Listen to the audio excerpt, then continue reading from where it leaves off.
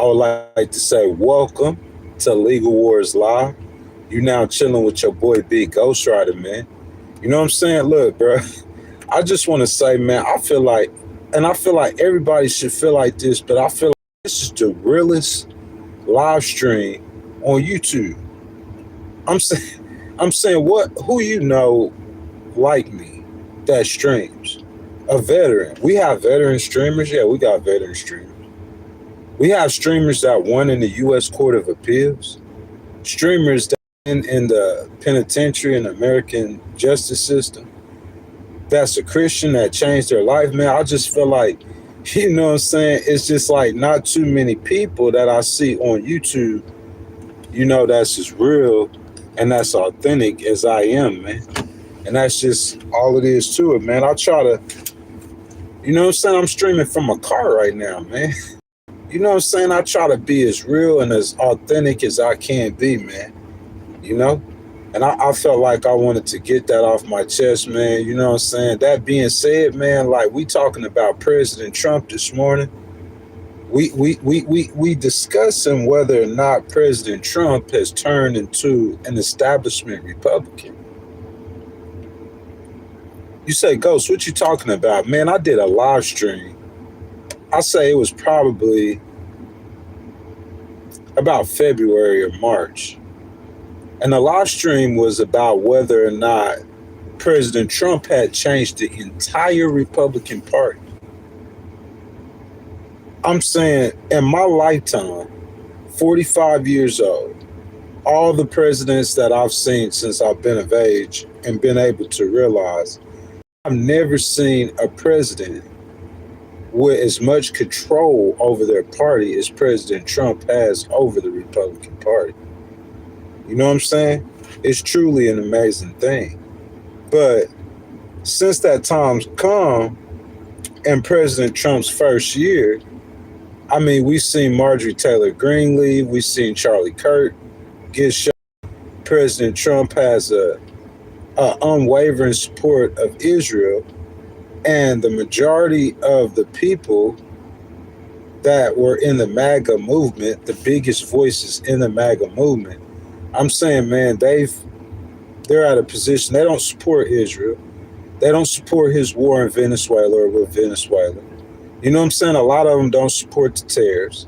And it's a big rift between MAGA and the American First movement and President Trump. So my question for you guys is, President Trump, with his policies, has he moved to the center? Has he moved away from MAGA? Has he turned into an establishment Republican? So guys, I give it a couple of more seconds and allow some people to come in the stream. You know what I'm saying? I just do a little talking real quick with you guys, like get some thoughts off my chest before we get started. But we're going to jump into the content in just a moment. We're going to start talking about a mayor's race in Miami. You know what I'm saying? The Miami mayoral race. And that's going to take us straight into the content, into the topic. So what we're talking about President Trump's policies and about him moving to the middle. So guys, I'll take a few minutes, a couple of seconds, and then I'll get started.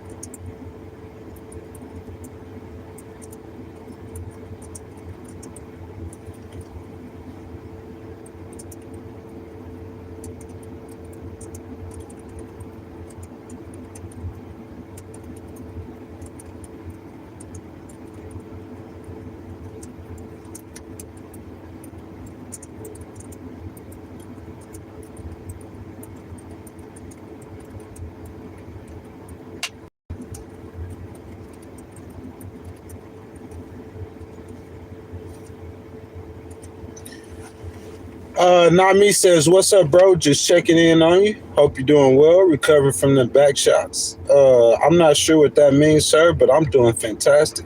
You know what I'm saying? Like, I have 4 cases open right now, 3 that I'm paying really close attention My future, that's my business, that's my career. Ameliorate Legal LLC. I'm about to file another case, man. You know what I'm saying? I'm up here in New York City. I'm just living, fighting for justice, man. You know what I'm saying? I'm blessed and thankful every day. That being said, we're going to go ahead and get started. I'm going to jump straight into the news, man. We talking about President Trump being an establishment Republican, but before we do that, the source for this news story is CNN. It was published on December the 10th, okay? Eileen Higgins will be the next mayor of the city of Miami. What's up, Miami?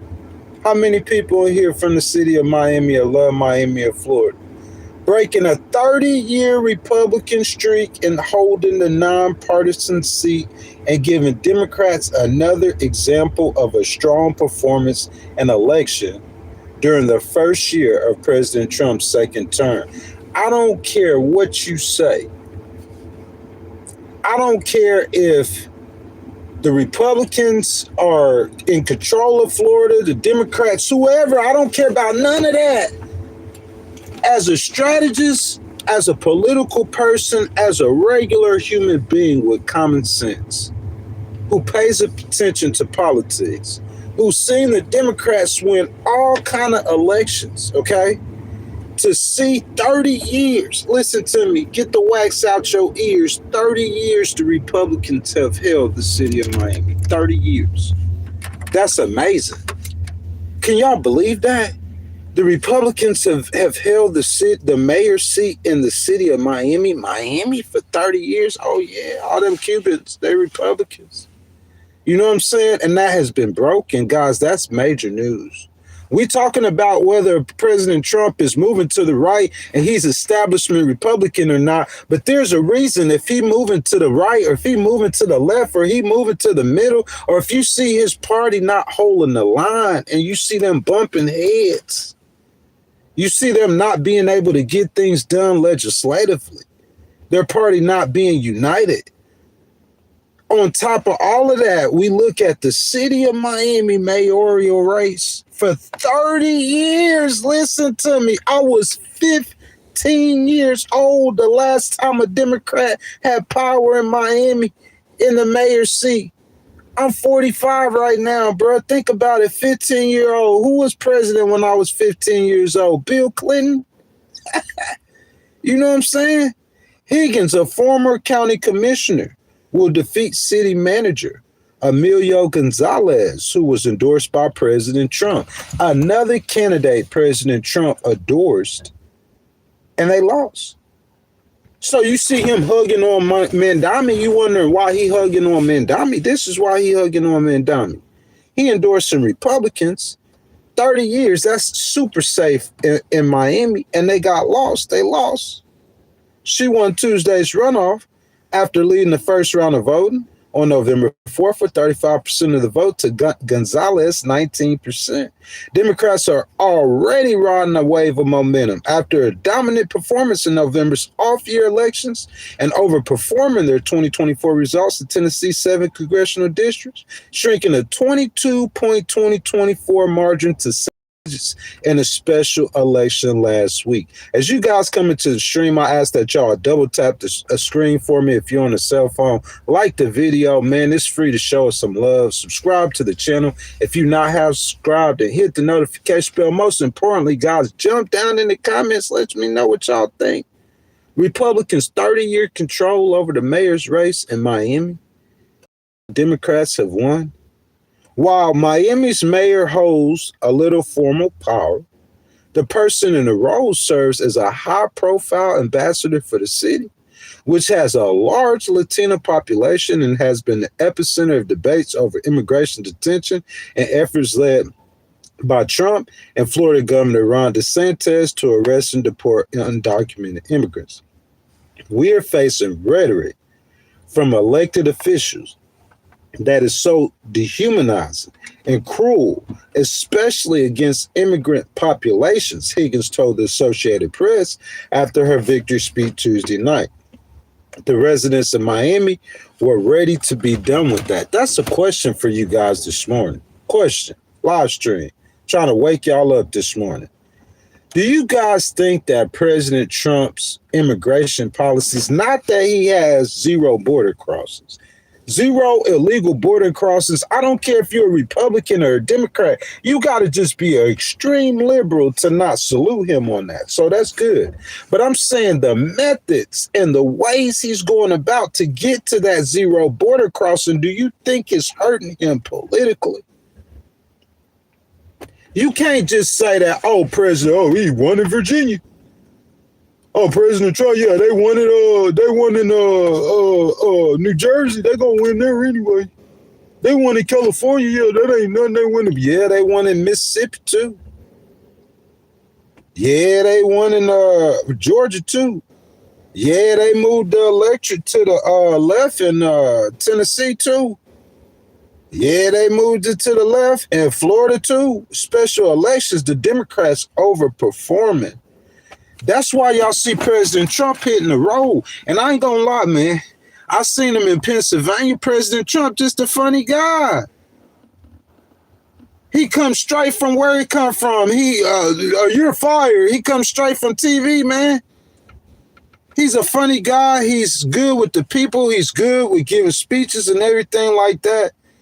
But I'm saying, like, the Democrats, man, they getting it right now. I'm not gonna lie to you. That's why y'all saying that Jasmine Crockett can't win in the state of Texas. I look at a race like this. President Trump endorsed the Republican in Florida, in Miami. 30-year dominance and reign the Republicans had. 30 years. And that's similar to Texas, because you would think with all of the Hispanics that are in the city of Miami, you would think that the Democrats, okay, the Republicans, they out hustling you, whatever. But 30 years? 10 years. Okay, I'll give you 15 years. 30 years, they broke that. So if you say in Texas, a Democrat had won statewide, I'm saying something is going on with the voters. And it's in favor of the Democrats. So I'm saying the thought that Jasmine Crockett could win, this is a perfect example. Look at what happened in Miami. I had Angelo on the stream yesterday, and I had Brian C. They're my boys. They're Republicans, man. We have a lot of conservatives in here. And they said, Ghost, you crazy, just like with VP Harris. It ain't no way. It ain't no way that Jasmine gonna win the state of Texas. 30 years? Oh yeah, boy, yeah. If you see this and you know about politics, Ghost gonna tell you something going on. Jasmine has a very good chance. As a matter of fact, to me, Jasmine should win the state of Texas. She should win that Senate seat. I don't care what politicians say she the underdog. I'm telling you what I know. Just like you say that about Aline Higgins. Aline Higgins didn't have a chance in Miami. 30-year dominance by the Republican Party. She didn't have a chance, and she came out and she won.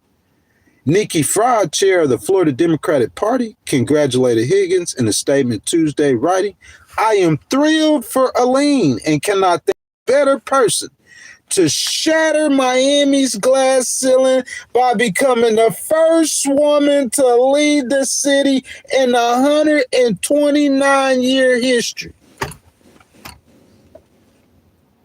That's what we're trying to do. Jasmine to be the first senator of the state of Texas, and I don't know if they got a 129-year history. It don't matter how long it's been. First black woman. That's what we're trying to do. Guys, my intro in this news story, and we finna get into President Trump and whether he shifted or not to the middle and why he would shift to the middle. But if the midterms were held today, let me ask the stream, let me ask y'all something today. If the midterms were held today, on December the 11th, who y'all think will win, the Democrats or the Republicans? Looking at all the special elections across America in 2025. If you held the midterms today, if I could ask something to President Trump directly, my brother, I would ask you, be real with yourself. Let's be real. Scott B, where is cabinet at? Marco Rubio, where is cabinet at? Let's be real. If the midterms were held today, looking at how 2025 has went, who you think gonna win? Let's be real. The Democrats. Looking at the special elections this year, they will clean house. That's why President Trump is hitting the road. He wouldn't hit the road if he didn't have to. But if you guys follow this channel, let's be real for just a second, y'all. Give me a second. Let's be real.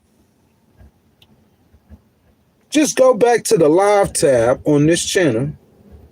Back when President Trump first announced the tariffs, if you go back to the tab, I said President Trump needs to hit the road and take his argument to the people. And the reason why I said that is because if you guys remember when he first did the tariffs, what happened to the stock market? The stock market hit the ground. You raising the price on the goods, the stock market hit the ground. He did a magic trick with it because the stock market is now, it's in record territory. But when they first did it, I said he needs to go talk to the people. If y'all remember, go talk to the people. That's where he's strong at. That's his strong suit. That's what I said back during the time of the tariffs. He need to take his argument to the people. He just started doing that. Went to Pennsylvania the other day. Just started doing that. Campaign rallies. I feel if he would have done it back when I said it, the Republicans wouldn't be getting beat up so bad. Y'all see why I started with that race in Miami? Because that race in Miami is 30-year Republican dominance that got shattered. 129 years of no woman being the mayor of got shattered. You see what I'm saying? Democrats, but see, he got to wait to an election.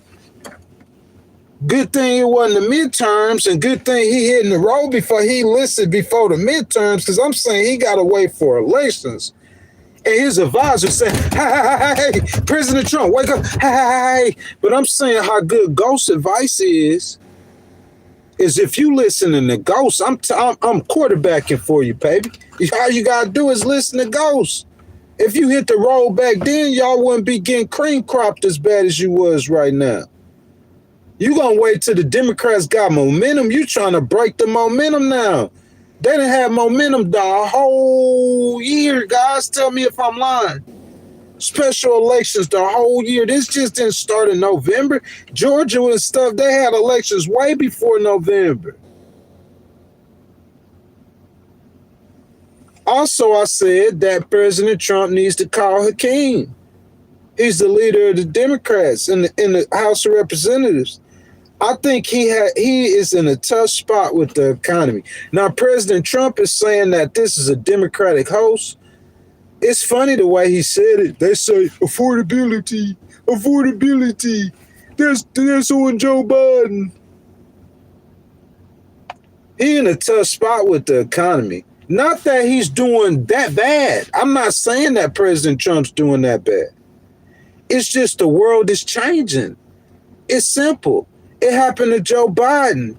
Not that Joe Biden did. Guys, you guys don't know Joe Biden had the lowest unemployment rate in U.S. history. And I say that all the time. And a lot of people do not know that. And it's straight facts. 4.1% that President Trump inherited was the lowest unemployment rate in U.S. history. That's like one of the biggest metrics. Top 3. 5 metrics that we judge and rate a president on, especially on the economy. It's like top 2, top 3. And he had a 4.1. President Biden did. But what happened was in 2022, inflation happened. I say, when I looked at the history of inflation, I'll do a live stream with y'all on that day. I say that about every 20, 25 years, the prices just got higher. That's why gas ain't like 35 cents no more. I remember my mom and them told me they remember when gas was 35 cents a gallon. That's why it's not no more. Every 20, 25 years, it incrementally goes up. Well, the incrementally was 2022. COVID helped jumpstart that during President Biden's administration. President Biden and them didn't articulate this enough. That's the problem. I'm articulating it for you. Guys, every 25 years, the prices go up. COVID helped the 25-year thing, and those prices went up, and they not coming down. President Trump, nobody's bringing them down. So what I'm going to try to do for the American people, I'm going to try to ease the pain. I'm going to try to create more jobs, higher paying jobs, increase the wages for the American people, and the ones that's hurting, half of the American population don't work. I'm going to have stuff to help them do that. You see what I'm saying? That's what should have happened. And President Trump, Mike Johnson and them, look, y'all, President Trump said he finna introduce a health plan. I'm telling you, he see the pain. You can't put this all on President Trump. He see the pain. He understand the pain. So President Trump said, hey, I got a health plan I'm finna introduce to the American people. You know why we hadn't heard of it yet? Because Mike Johnson and the Republicans, they said, nah, don't do that. That's what I'm trying to say. So I understand politics, just like I said, to go do them campaign rallies. I'm saying to call Hakeem. Listen, he got 47% of the vote. President Trump is not going to be able to correctly govern for all of America with 47% of the electorate. And Mike Johnson can never understand this. Speaker Johnson, I love you as a guy, but I know you can't understand this because you're so ingrained in your Republicanness. But the Republicanness is only 30-some% of the population. So how you gonna help the rest of the American people if with 30% of the population's policies? They don't understand the simple mathematics of what this system was made to be. It was made to be a two-party system, Republican and Democrat. When you bring it together, it works to perfection. That's what Bill Clinton did. That's why I'm saying call Hakeem. Because them Democrats gonna be able to make it happen. Listen, say President Trump, I know Mike Johnson got the gavel, but he could put pressure on Mike Johnson. That's half of the reason Marjorie Taylor Greene is leaving Congress, guys. The world's changing. The markets are changing. That means he has to adjust. That adjustment, in my opinion, can't happen without unity. And I'm going to preach it and I'm going to say it in 100 different ways. I'm going to twist it and I'm going to turn it. But I'm telling you, this is the way forward. Unity. That's why he needs to call Hakeem and bring the Dems to the White House. President Trump is not interested in unity. What's up, Vince Jackson? If you're coming to the stream, I ask y'all like the video. If you're on a cell phone, double tap the screen for me. It's free to show some love. Subscribe to the channel. Make sure y'all hit that notification bell, man. You know what I'm saying? President Trump isn't, what's the guy name? The mayor of Utah. He said he talked to President Trump after Charlie Kirk was assassinated. I saw him and Governor Shapiro in an interview on CNN. I forgot. I'm trying to forget. I forgot who did the interview. Dana Bash. I'm sorry. Dana Bash, yeah, man. You know what I'm saying? That's legacy media royalty. But, you know what I'm saying? Governor Spencer, he on the phone with President Trump after Charlie Kirk died. He talking about unity. He said President Trump, he could tell Spencer was just real. President Trump ain't interested in unity and bringing America together. President T, big President T, that might cost you with the voters. I understand now where he coming from. He feel like, hey, they indicted me. They did this. They did that. They did that. But I'm saying if I'm helping Jasmine with her campaign, that's all I'm trying to say. I'm trying to get that into people's head, man. He ain't interested in unity without bad-mouthing him and calling his name. You see what I'm saying? I'm trying to go to the voters and tell the voters, hey, listen, it's me and this dude. This dude, he just trying to fight me. But I'm trying to fight for you. I'm trying to get what you need, your family, money in your family's pockets. I don't care who you are. President Trump can forget calling Hakeem now. I think your problem's bigger than that, President Trump. Hey, you should have called him when I said call him. Oh, well, Ghost, if I called him, listen, I'm telling you how intelligent your dude is. I'm saying it to you live. Hey, Ghost, if I call Hakeem when you said call him, the MAGA Republicans, they would have been against me. They would have been mad at me. Marjorie Taylor Greene would have been mad at me. We could laugh at that now. Ha, ha, ha, ha, ha. Because what ended up happening? They ended up turning on you anyway. But you didn't want to call Hakeem. So without calling Hakeem, don't call Hakeem. That being said, now he need to unite his own party. His own party is in shambles. That's what happens. That's profound, ain't it? You ain't gonna get that from nowhere else but Ghost Rider. That's profound. But that's what happens if you preaching something besides unity. Not only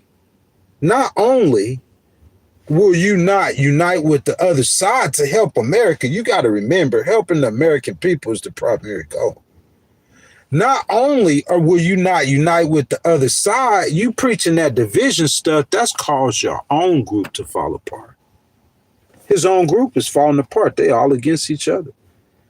They're going against him for supporting Israel. All of them. I don't think Candace Owens support that. I don't think Nick Fuentes racist self support giving money to Israel. You know he don't. He is super racist. I don't think even Tucker Carlson. The only one I think left supporting helping Israel is Megyn Kelly. This is his own people, MAGA. This is own people. President Trump started with, and where he is now is completely different. President Trump was the American First Movement. That's why him and Marjorie Taylor Greene were locked arm in arm. Y'all know they asked President Trump about the Epstein files. Will he release them? Y'all want me to pull that up on YouTube real quick? I'm sorry I can't screen share on the vertical. But they asked President Trump when he was running for office if he would release the Epstein files. You know what he said? Oh, yeah, I'll release them. Oh, yeah, I'll put them out. They asked President Trump when he was running for office, will he be in favor of supporting Ukraine and supporting Venezuela? Now, I'm not that. I'm not. America to me is stomping on drug dealers in Venezuela. That's America first to me. That's what I am. That's what I believe. America first to me is punching Putin in his mouth. That's America first to me. That's America might and America muscle to me, boy. I'm a different breed, though. I'm a different kind of patriot. But I'm saying what they was preaching is that, hey, we ain't going to be giving no $40 billion to Argentina. That's what him and Marjorie Taylor Greene are beefing at. That's what him and Tucker Carlson beefing at. That's what I'm saying. President Trump moved. Is he America first now? Still? Is he MAGA still? He moved. Now they on different ends of the spectrum. My question for y'all today, did President Trump become an establishment Republican, y'all? What y'all think? Y'all let me know. Guys, I asked if y'all hadn't liked the video, that y'all liked the video. Subscribe to the channel. Hit that notification bell. If you're on the cell phone, all you got to do is double tap your screen. I appreciate the love. Also, guys, in this stream, everyone is welcome. I just ask that you guys be respectful to others. I welcome you guys, Republicans, Independents, and Democrats. Jump down in the comments and let your voices be heard, y'all. Now, I see y'all down there. Let's get the conversation started. One last thing, we do got to pay the bills. I don't have any sponsors yet. Not taking no money from any party, just you guys. So if you guys want to donate, super chats, super stickers, super thanks, they start at 99 cents. If you want to start a conversation, have your comment read, highlighted, just hit the button with the $sign in it, and your donations are much appreciated. So the source for this information I'm giving you is coming from The Hill, and it was published on December the 10th, guys. Before I do that, I see one of my moderators in the stream. In the truth, good morning, good morning. The vote on releasing the Epstein files happened when Charlie Kirk was shot. rabbit hole right there, because the vote was no. And listen, this is what I'm saying. I'm saying, like, it might be a rabbit hole, but my point ain't really. There's a lot I could say about Charlie Kirk and the files being released and support for Israel and all of the support for Ukraine and the Venezuelan war, all of the issues that the American First, the MAGA, and the Republican Party are having a civil war about. I could discuss that, but I don't think that's the point. I think the point is that President Trump moved away from the MAGA. Look, it's just it's so incredible. I'm gonna tell you what happened. It's like the American people voted for President Trump. Did they vote for President Trump, or did they vote against President Biden? Did the American people vote for President Trump or vote against President Biden? They voted for President Trump, so you got President Trump in the office now, right? Here's my whole thing and my whole setup or my whole. It's like the American people didn't vote for MAGA. They didn't vote for the American First policies. Overall, they really support him on immigration, even though they don't support his tactics. They support him on immigration. But does the American people support not being involved in foreign wars? How do they feel about Venezuela? I'm saying it don't make no sense, because it seems like a lot of those MAGA things were populist things. It was things the American people was for, but it's like those policies the American people are rejecting. If you don't believe that, everything's moved to the left. You could say that it happens every election cycle with the incumbent party, midterms, maybe so. It don't matter if you say that, it's still moving to the left. He embracing Mandami. Sure, Mandami got American First. Does Mandami agree with American First? Does Mandami support foreign wars? I don't think he does. I think he has a lot of American First type policies. Regardless, it's like those policies that President Trump came in with initially, the people are rejecting. Not necessarily that they're rejecting him, they're rejecting I don't know if you call them Republican policies or MAGA policies. It's a mess, man. It really is. And I mean, it's a certain way you got to get out of that, because if you don't dig up out this mess, them Democrats, they're going to take control. They'll mess around and take the Senate too. I'm trying to tell you what's going on. That's why he hitting the road, but him hitting the road, I don't know if that's going to change anything. I don't know if that's going to move now, because Ghost is on it this morning, because I'm going to tell you why. The people at his rallies, who you think coming to President Trump's rallies? President Trump hitting the road, he did it too late. That's why you should listen to Ghostwriter and do it. You got to listen when I said it back then in May, when you was doing them tariffs. Because I'm saying by now, people kind of entrenched in what they thinking about you in this second in the Republican Party, especially when them insurance premiums are going to go up. They kind of entrenched in what they thinking. And what they thinking, if you look, it's all the polls, forget the polls. Look at the voters speaking in the election. If President Trump know that don't look good, that's why he hitting the road. President Trump is nearing the end of his first year back in power, but he's in a very different political spot compared to 12 months ago. That's what I'm trying to say. He knows it too. He could sense it. Trying to redraw the lines in Texas, hugging on Mandami, and all that. Don't tackle. He finished do a war in Venezuela. I'm saying that war in Venezuela is going to put, who going to support that war in Venezuela? We talking about millions of people that they talking to, the conservative hosts are talking to, okay? Candace Owens talking to millions of people. They don't support. Nick Fuentes racist self, millions, they're not supporting it. Tucker Carlson not supporting the war in Venezuela. I'm saying they're talking to the voters. These MAGA pundits are the ones talking to the voters. Charlie Kirk used to talk to the voters. Charlie Kirk, rest in peace, he not here. The rest of them, they don't support a lot of things that President Trump is doing. That's why what happened with Marjorie Taylor Greene. Why did President Trump pivot? Why did he pivot? Why is he hugging on Mandami? Can he see what's happening with the special elections? It's an amazing thing. Listen, I'm going to tell y'all one more thing and I'm going to get into the news story. Voted for President Trump, but they didn't vote necessarily for his party. That leads me to think that they mostly voted against President Biden. They didn't vote for President Trump. They voted against a man who was too old to be president. That's what that made me think. That's why President Trump won. Okay? President Trump's his policies is not helping him at all. His party is fractured.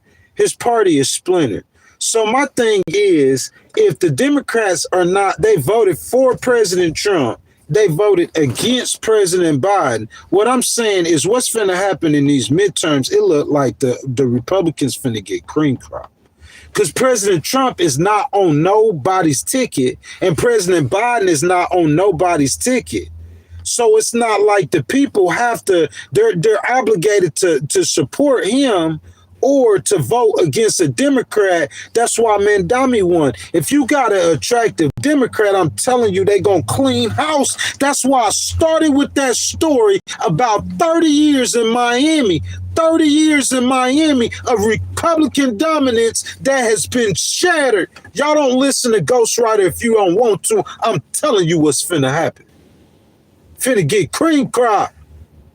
And I don't know, because listen, him going out there and him doing a bunch of speeches, President Trump, not hating on him. Y'all know me, Ghost of Independent. I'm cool with President Trump. I got mad love for Big President T. You see what I'm saying? Him going out there and doing a bunch of, it's not like Trump the president or Trump with the policies, or it's like President Trump the celebrity. And he just out there doing tours and shows. So you know who coming to the rallies? His fans. There ain't no election coming up to where an independent or a swing voter is going to come to a President Trump rally right now. Why would they go? That don't make no sense. He's not on no ballot. There are elections that's going to be in November, but he's not on no ballot. So why would they show up? I'm talking about independents and swing voters. His fans are there. If you're recruiting people in the Republican Party, maybe you can do that, but you ain't got Charlie Kirk. No, I don't care how much money you give Turning Point USA. Ain't none of them Charlie Kirk. Your recruiting power like that, they trying to build up Turning Point to be like a Republican machine, but you lost the general. You lost your Michael Jordan. You're not going to be able to mobilize people and get the voters to turn out like y'all did in 2020, whatever, 2024. Back then, Trump and his Make America Great Again, MAGA allies, were euphoric about his convincing victory over former Vice President Kamala Harris. Y'all remember this? Oh, the Democrats are dead. They don't have no message. They're dead. Their excitement was not just about his win in the White House. It was fueled by the hope that Trump had forced a shifting of the tectonic plates of national politics. You can't lie. I don't care you Republican or Democrat. President Trump, he done changed a lot since he's been president. A whole lot has changed. A whole lot is different. Trump, a year ago, appeared to have forged a new and perhaps enduring coalition. Yes, he did. He brought Elon in the fold, him and Elon beefing. Rest in peace, Charlie Kirk. Marjorie Taylor Greene, where's she at? So many. I'm going to do a stream about so many Republicans are retiring or leaving. Y'all don't see what's going on. Go see stuff y'all don't see. Trump, a year ago, young men have shifted in his favor. They had shifted. Non-white, working class voters were showing greater openness towards voting for him, whittling down the Democrats' advantage in communities overall. In Texas, he won by 14 points because non-white working class voters, there's a lot of them in Texas. And I heard Jasmine talking about only 50% of the people vote. What I'm trying to say is like President Trump got new voters, new people to come out and vote, showing great openness towards voting for him. That's what happened. Trump's hardline immigration views had not, as doubters once predicted, cost him dearly with Latino voters. He was making inroads there too. Yes, he made inroads with Latinos too. Like I keep calling my boy Angelo. He from New Jersey. And he a Latino. And he said he used to be a Democrat, but he said he turned Republican, President Trump. And he be on here fighting for President Trump. On the other side of the aisle, Democrats were nonplussed and dispirited by the return of the president whom they loathed and feared, and who they believe had not been finished as a political force after the grim nadir of the January 6th, 2021 riot. The Democrats lost because all of their attention was on getting President Trump. That's what I'm saying. I keep going back to this race in Texas, man. That's just what I'm on right now with Jasmine. I'm saying don't be the Democrat who sits there bad-mouthing President Trump the entire election. You don't understand how the people are looking at that. If you a Democrat, you like, yeah, President Trump, he's a piece of crap. If you a Republican, they're not even going to watch you. But I'm saying the people that's going to decide the election that you could reach, people like Ghost, the voice of the swing voters and the independents, I don't want to see you bad-mouthing this dude the whole time. I don't care really what you got to say. I really don't care about none of that. You know what I want to see you talking about? What you doing for me? What you going to do for my family? Your policies. Are you going to keep America safe and prosperous? Are you going to bring back the American dream? Are you going to make it possible for Big Ghostwriter as a disabled veteran to buy a house? That's what we care about. That's what I care about. I don't want to hear you talking about President Trump. I mean, of course, in the process of explaining or fighting or debating, you're going to say some words. And yeah, we know that. But the Democrats, the reason why they lost y'all nationally, they were too focused on President Trump and putting him in jail and proving he's a convict, and the people didn't care about that. They care, but they don't care. You know what was happening? Their pockets was getting hit. Yeah, listen to me. The people, they were feeling it in their pockets. President Biden, listen, President Trump got negative job growth. President Biden in 48 months, he ain't never had no negative job growth. But allowing all them immigrants into the country, that's what grow your economy. You know what I'm saying? They working them $7.50 an hour jobs. Think about that. If you a business owner, not trying to do the weave like President Trump and go down a rabbit hole, but if I could get $7.50 an hour labor, think about how much money you can make. You paying people $15 an hour to do a job. Say you paying them $20 to do a job. And you could get 1,000 immigrants to do that same job for half that price. And they happy with that $7.50 an hour. You see what I'm saying? Even though he was growing the economy, like the average American person, because of inflation, they wasn't feeling it. So when they seen President Trump, they remembered what President Trump used to do back in the day. That old Trump economy, when things were cheap before inflation hit. And the people just fooled and they were just duped, and they just looked at him and thought he was going to bring it back. But as soon as he get into office and they doing elections, they voting everything against him, though. Everything against him. I'm saying the policies President Trump chose, I don't think they're helping his cause, but it's not like the people didn't know he was going to do tariffs. They know he loved tariffs. They know everything he really doing pretty much. They probably figured he would do it. Stock market, yeah, everything. Cutting taxes, yeah, everything. They probably got a good idea he would do it, and they voted for him still. I think they were voting against Joe Biden, though. For Democrats, the problem wasn't only that Harris lost to Trump, it was that the public polling showed their party been held in dismally low esteem. The picture is very clear now. Trump is afflicted by poor poll ratings, which ebbed noticeably in recent months amid a contested and prolonged government shutdown. Some former allies like Representative Marjorie Taylor Greene, a Republican from Georgia, have become more vocal in their criticism. Others, such as Elon Musk and his quasi-official Department of Government officially, have been nudged away from center stage after they proved politically damaging. As for the Democrats, they have at least begun to recover their footing. The opposition party was buoyed by election victories for moderates and progressives alike in big races in December. The massive No King rallies in October were not officially a Democratic event, but they were vivid demonstration of the depth and intensity of the anti-Trump sentiment. I don't know if you put that on the anti-Trump sentiment or you give credit to the Democrats, because the Democrats are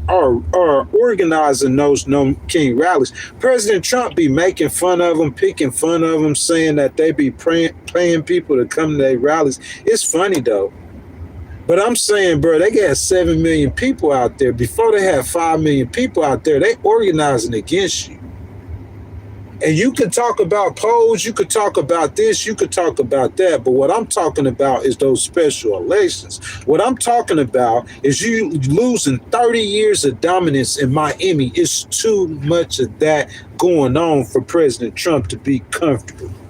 If it was one Mandami story, if it was one, look, I try to redraw the lines in Texas. I had one of my conservative channel moderators come on here, Brian C. He was so enthusiastic when President Trump first made the attempt, said the Republicans going to pick up 19 seats. He talking about seats in Indiana they didn't get. He talking about seats all over the country, plus them 5 for Texas.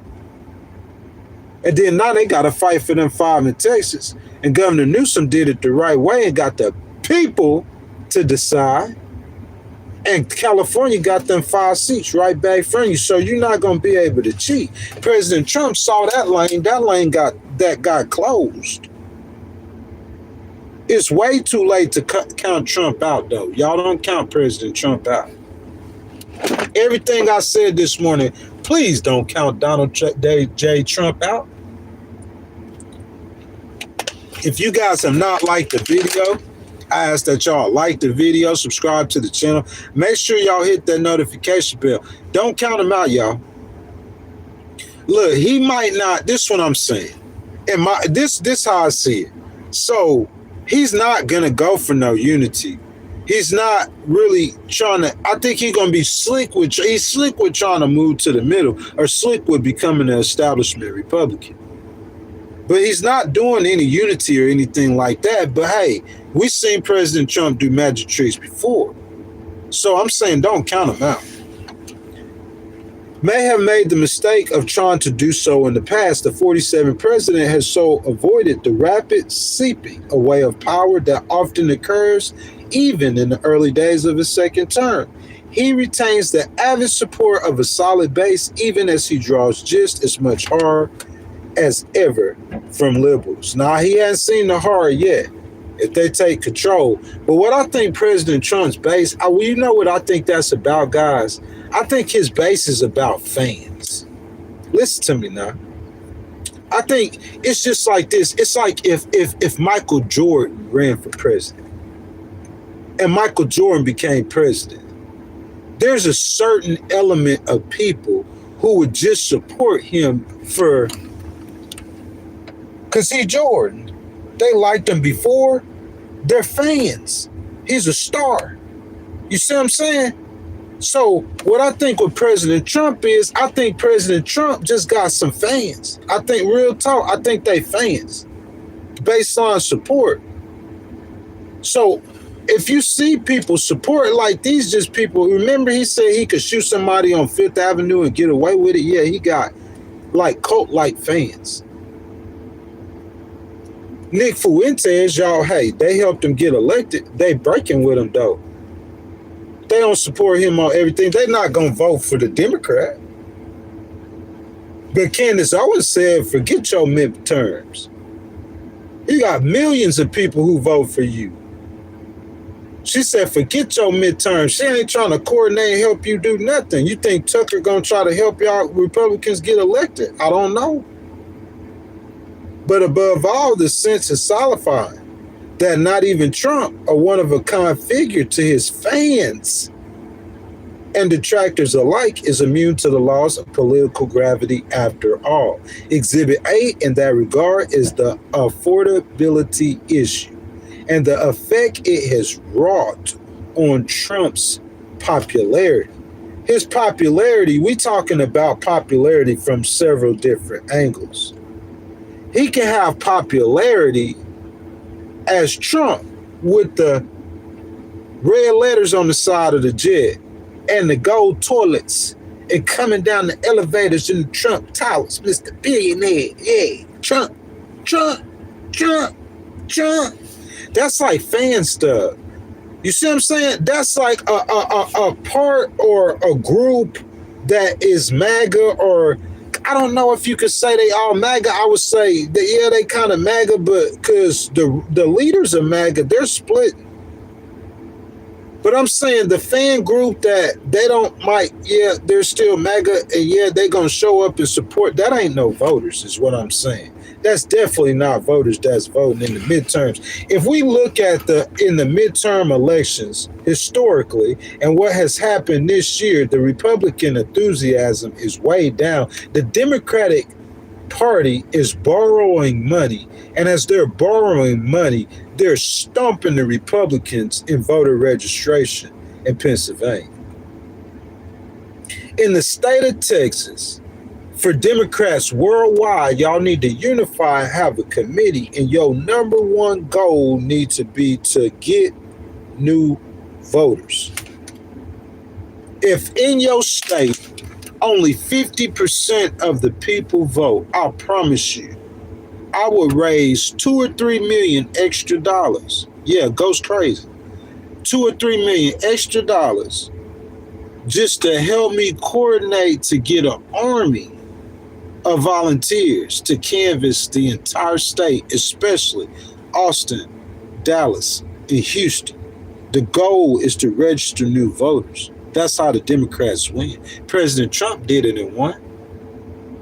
If he was on the ballot again, that would be a tall or difficult proposition, I'll say, for the Democrats. But against these Republicans, I think the Democrats do good.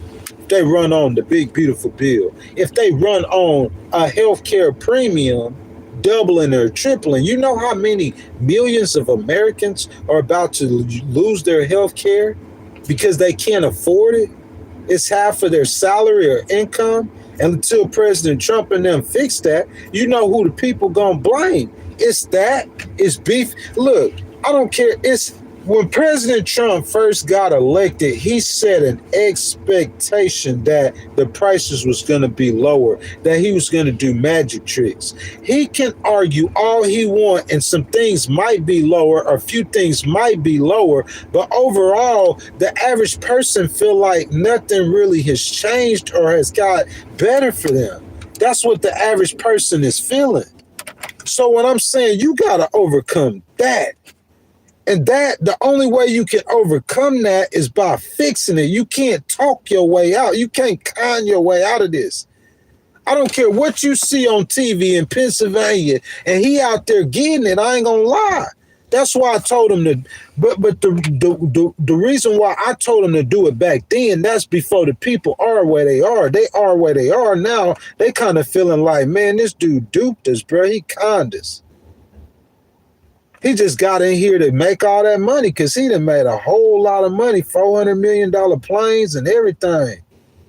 Yeah, he made America some money, but why the average American care about? You think the average person in Chicago care about President Trump making America $10 trillion? President Trump, there's only a few people in America who care about that. You got to think about that.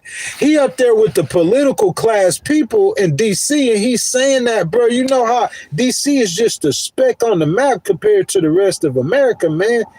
You got to get outside them walls you in. That's why them old kings back in the day, they used to walk amongst the people.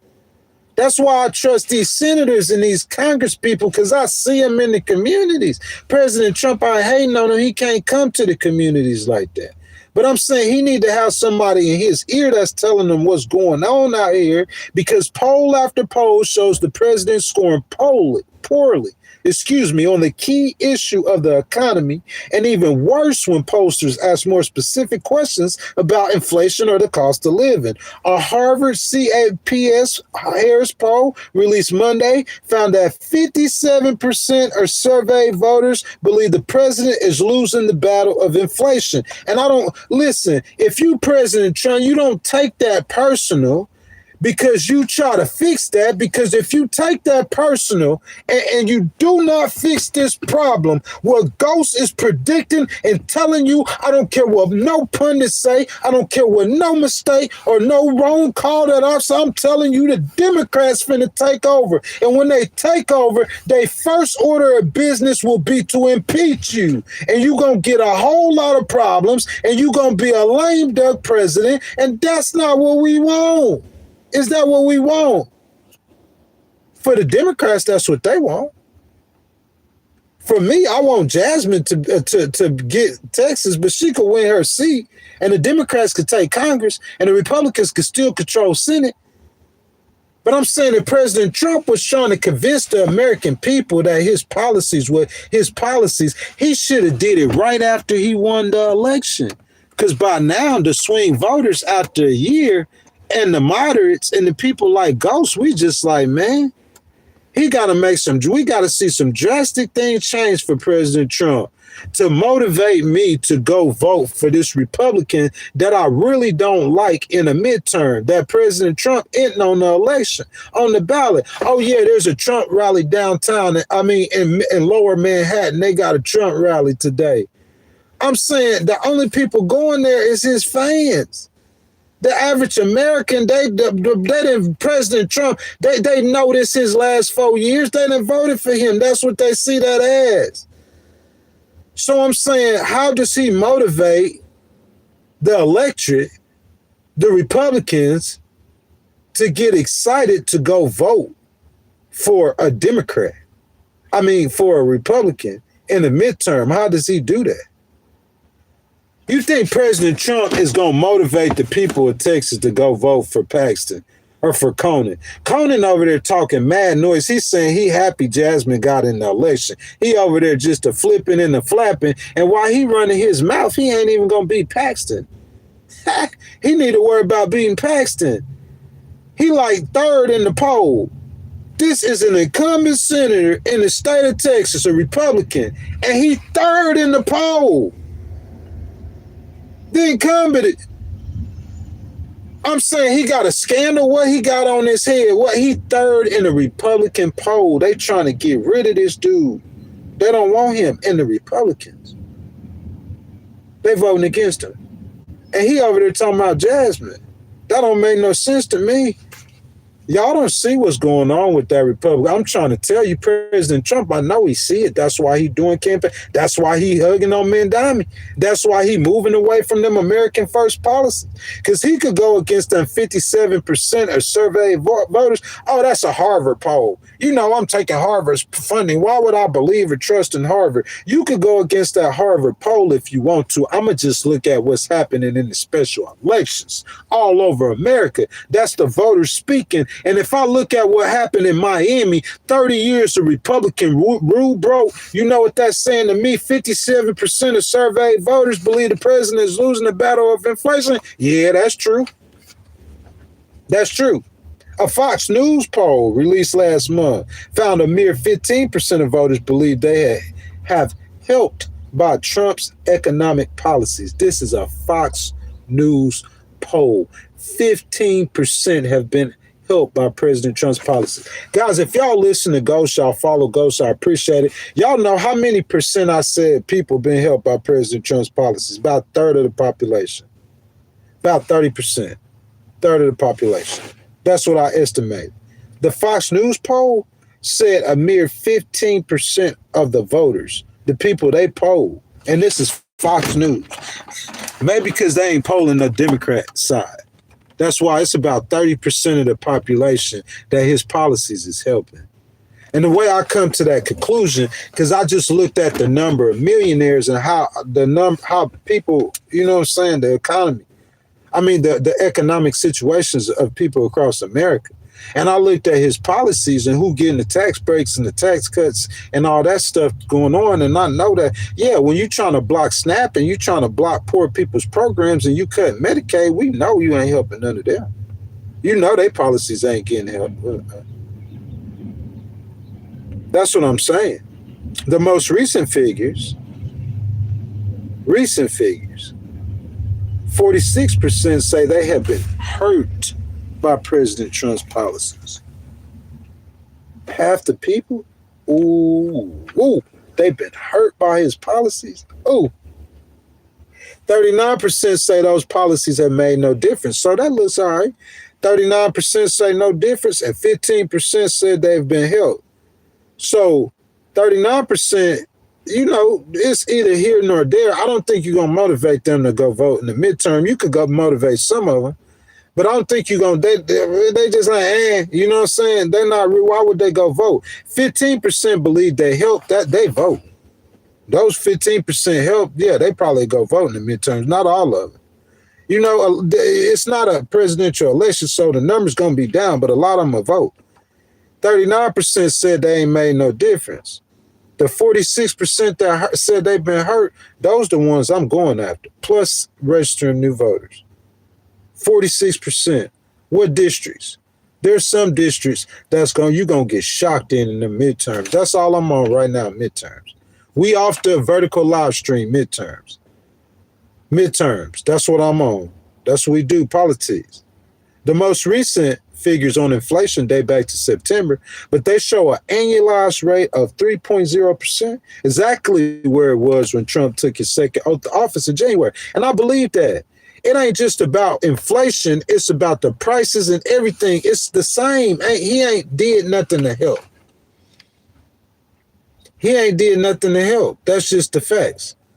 Elon, yeah, he did a lot to help Elon. Jeff Bezos, yeah, he did a lot to help. Not just him.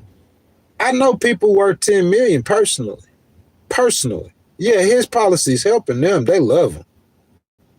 They got extra money. They investing in the stock market. If you can invest in the stock market, you could get richer. Because you already got money if you invest in the stock market. People 401ks have doubled. So that helps.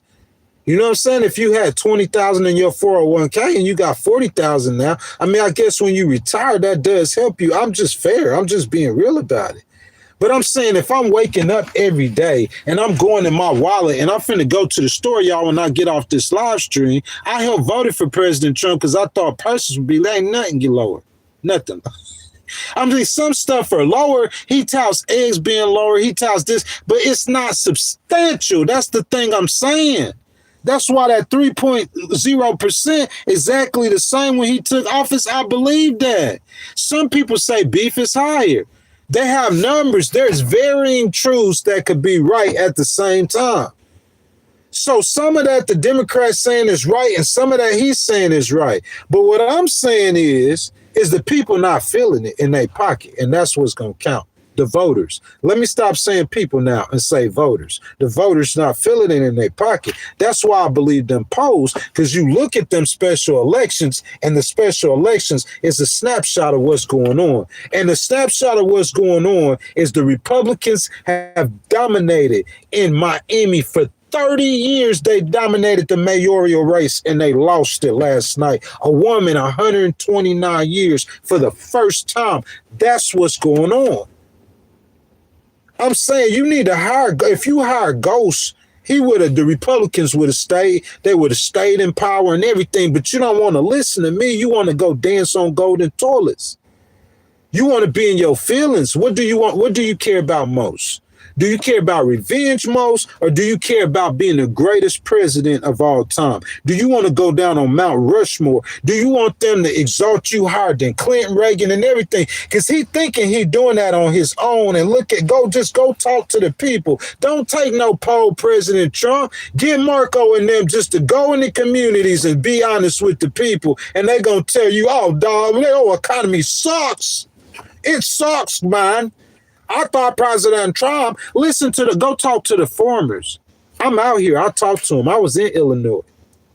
Oh, y'all thought I was going to Chicago. Y'all thought Illinois is all about Chicago, huh, Nick Fuentes, with your racist self. You see what I'm saying? Chicago's so bad, the crime's so bad, they done made people like Nick Fuentes. Well, he hate black people. He's scared of black people. He think black people are like animals. That's how bad the crime is. But Illinois is just Chicago just a spot in Illinois.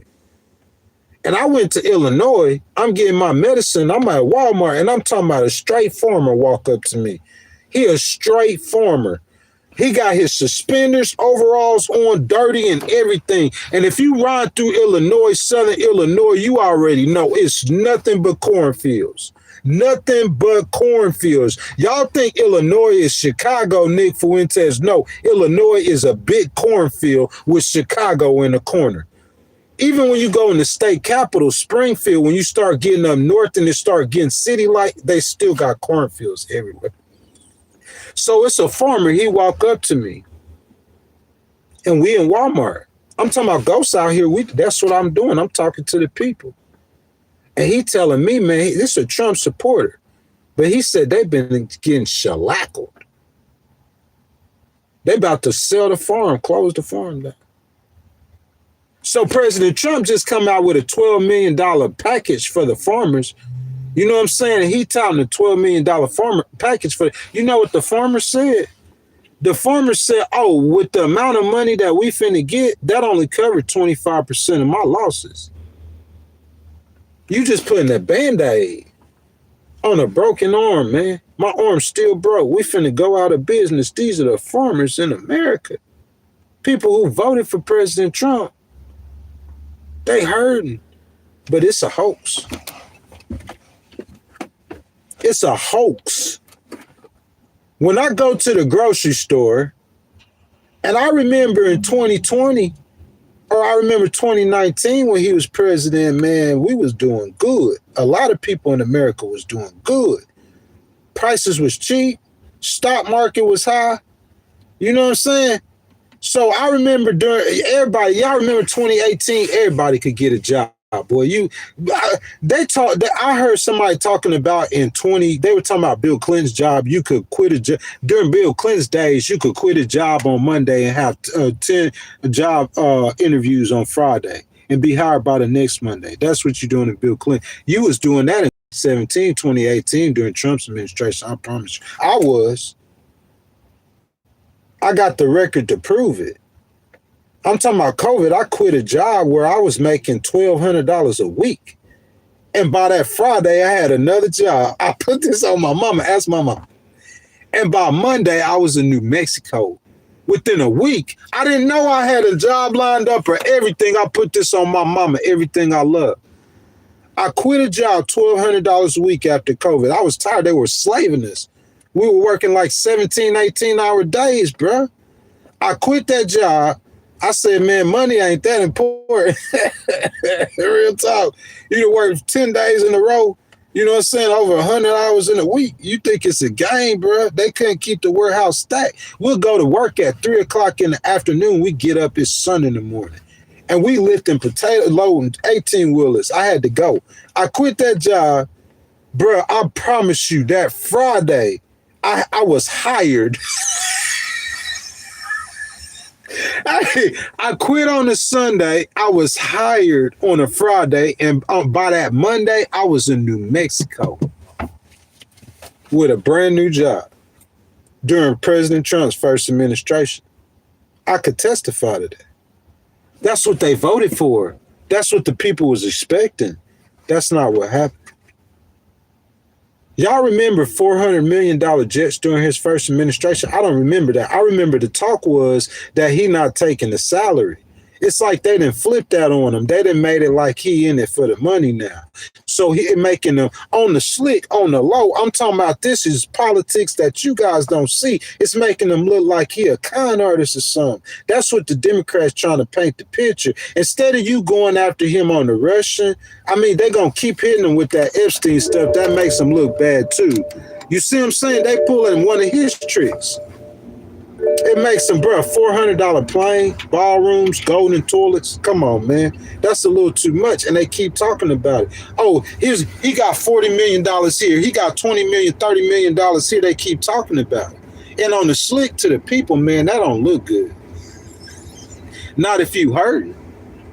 Not if you starving. You know how many Americans who never went to a food pantry in their entire life have been to a food pantry in the last 6 months? Y'all do an investigative report on that. Where's CNN reporters at? How many Americans in the last 6 months who've never ever been to a food pantry, they've been to a food pantry in the last 6 months? Americans, food pantries in America.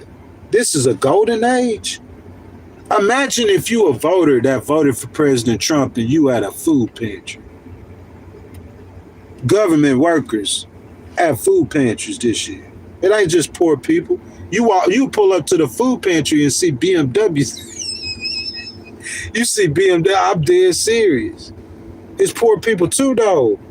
That's what's going on. How many people never been to a food pantry in their life and they've been to one since president? You got to think about stuff like that, man. That stuff matters. A remarking Politico interview released Tuesday could also be damaging. As by reporter Daisha Burns, what grade that President Trump give himself on the economy? What grade y'all think that President Trump gave himself? What grade would y'all give President Trump on the economy, guys? Right now. Somebody put it down in the stream. Put it in the chat. What grade y'all giving President Trump on the economy? A, B, C, D, or big fat F? I see a C down there, C minus. I see a D. What grade y'all giving President Trump on the economy? I see a C minus and a D. Who is that said a D? Brad said a D. I see an A down there. I see some Fs. I see a F. I see a F. I see a A. I see a A. I see a F for the economy. I see a A. It's about split with A's and F's. You know what grade President Trump said he gave himself on the economy? He said an A plus plus plus plus plus. Let me get the pluses right. An A plus plus plus plus plus. President Trump gave himself an A and 5 pluses on the economy. President Trump can't give himself an A on the economy. He said he gave himself an A and a 5 pluses. He said his economy is an A plus plus plus plus plus. That's what he told Politico. This is according to The Hill. I heard him say it myself in the interview on TV. A plus plus plus plus on the economy. Listen, if I was President Trump, my message wouldn't be that the economy is a hoax. Okay? My message would be is, guys, listen, I just got into the White House. I've only been here for a year. Okay? I had to fix Biden's mistakes. So what I'm doing now is with the economy is I'm just reforming it and reshaping it so we can have a golden age. So, guys, I know the prices is high, but I'm going to have to work. I'm going to work to get the prices down low. I need some more time working with Congress. We're coming up with some plans, some policies to get the prices down low. And while we're getting the prices down low, we're going to do something that I wanted to do. I know President Trump wants to do this. We're going to increase the wages of the American workers. Make sure that they're paying paying less taxes, more money in their pockets. And at the same time, we're going to work to try to do something to get these prices down. That would be my message. When I'm going to Pennsylvania, that's what I would say. I know he going to be cracking jokes. They like, oh, yeah, that's how President Trump be acting. I know he going to be cracking jokes, but I would have him saying a clear message like that. Going out there saying, oh, the Democrats got a new word. Affordability. It's a hoax. The affordability. That don't look good if I'm in the food. When I'm at the food pantry and I hear him say that, you know what you're going to do if you hear him say that at the food pantry? When you looking at your phone or you watch it saying he's saying it's a hoax, what you gonna think? What you think all them people, because you know it's voters out there, it's voters everywhere. 180 million people voted.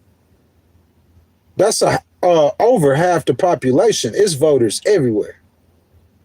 What you think a voter gonna? And he's saying he got an A plus plus plus plus plus. Trump and those close to him to appear to admit that there's a problem.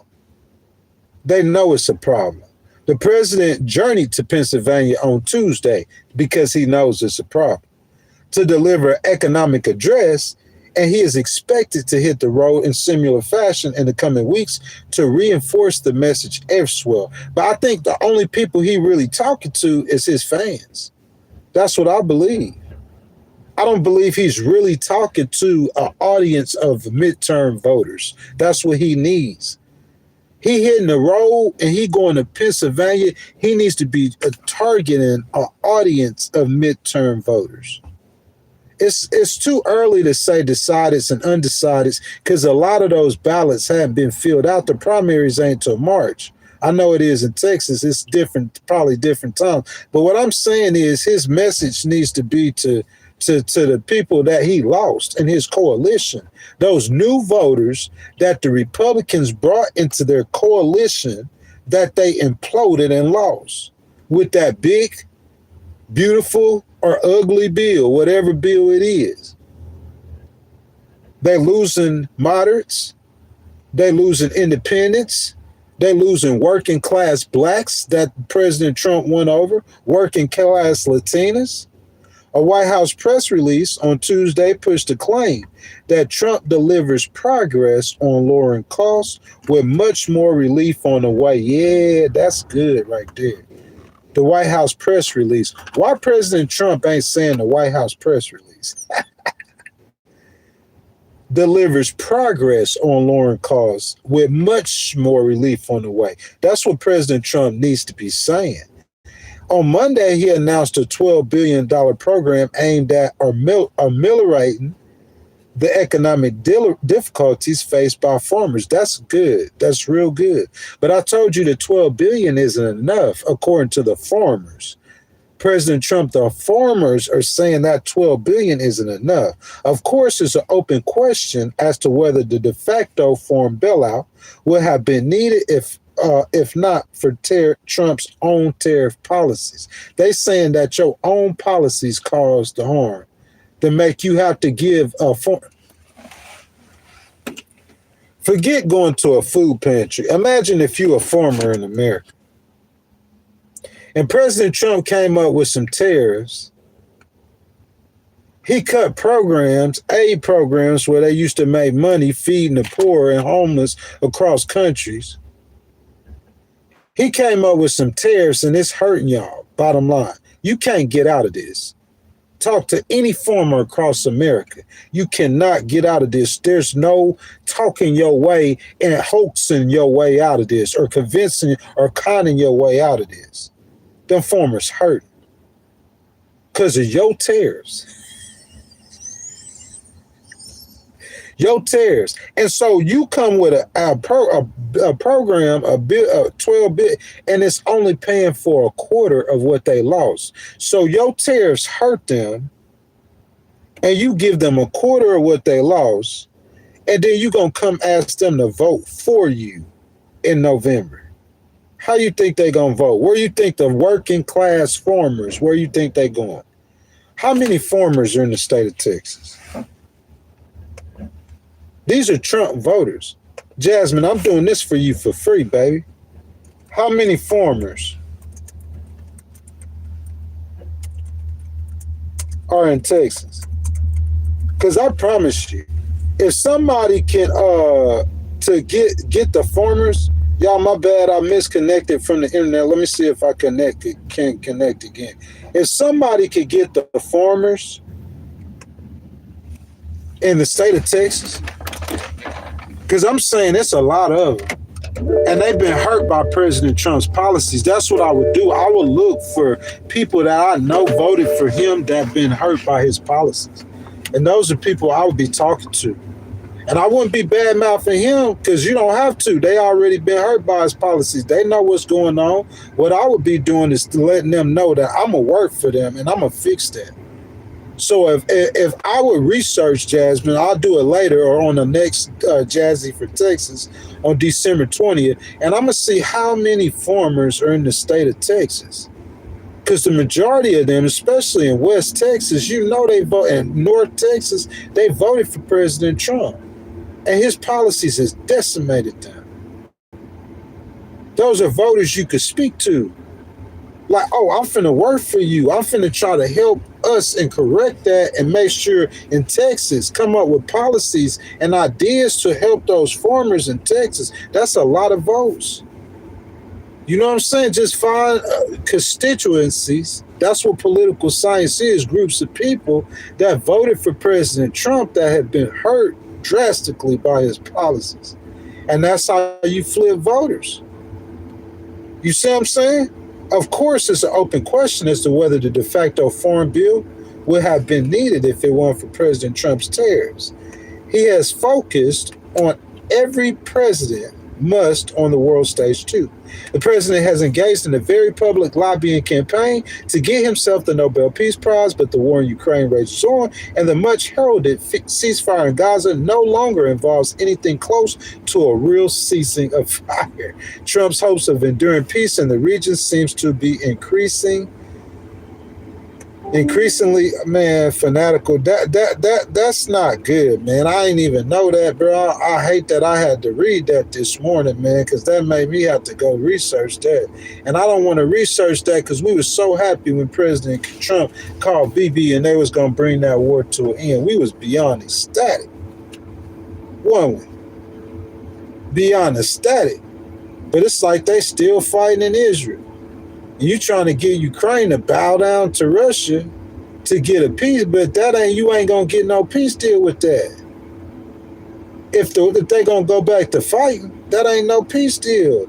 Meanwhile, the international focus has been a problem in the minds of American first isolationists, such as Green, who forcefully assert that Trump's musings about military action in Venezuela, willingness to mount missile strikes on Iran, and ongoing heavy support for the otherwise isolated Israel on all amounts of distractions from the domestic agenda. So the America First domestic agenda that they be preaching about, that's a populist message. It's got to be, because a lot of Democrats, they for that too.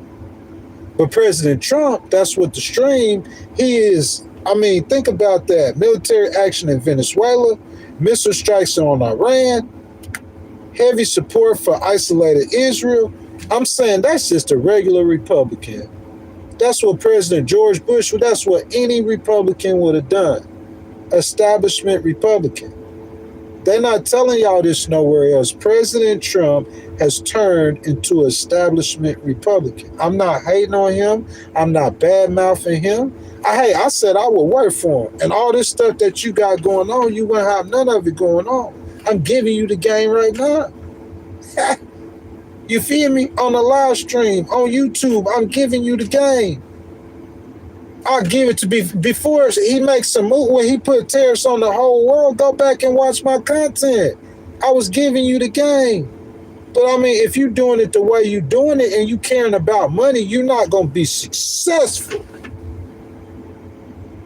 Your legacy going to be tarnished, and MAGA is not going to exist no more for the love of a dollar. I'm not saying President Trump, your main concern is about personal wealth. Every president get more wealthy. But I'm saying my main concern is going to be this right here.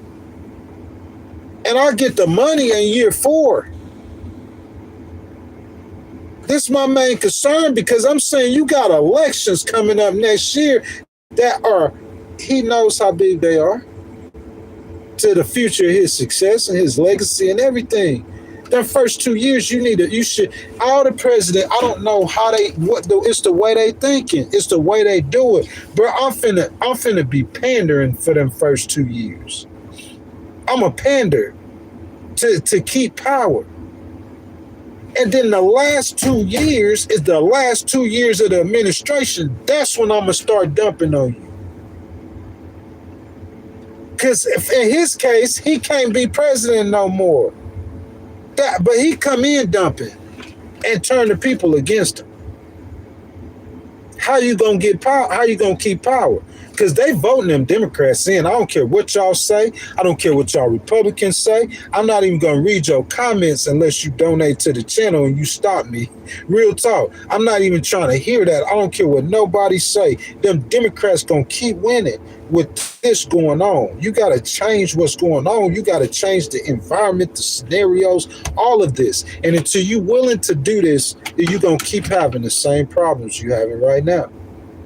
Every election that come up, it's going to look uglier than what it did. Oh, we got an election in Tennessee. We're going to win Tennessee. How many points President Trump won by? 22 points. Oh, you won it by 9. You won it, but it was ugly. Oh, we got another election coming up in Miami. How many? President Trump won it by 1 point. Oh, he only won it by 1 point. Yeah, he won it by 1 point, but a Democrat ain't won mayor in 30 years. You know what happened? Bam, there you go. First female mayor, Democrat, 30 years, Miami. Oh, President Trump, vote for Como, don't vote for Mandami. What happened? The voters speaking, man. You don't know how to listen to voters. You know how to run a campaign to get elected. That's not really listening to voters. You might listen to voters sometimes. You got to in order for you to run your campaign to get elected. But I'm saying I don't do none of that. My whole thing, I'm on the ground with these dudes. I listen. I know how to communicate with voters. That's a superpower. I could communicate. I know what they're thinking. That empathy thing that I have. And the people that know me well, they know I have that.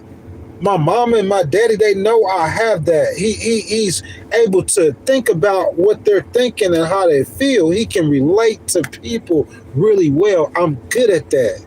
That's why I'm good at legal documents. I know what the opponent's thinking. I sit there and I used to ask my pops all the time, Daddy, what they gonna do? Mama, what they gonna do? What they thinking? What they thinking? What they thinking? What they thinking? And I'm good at that.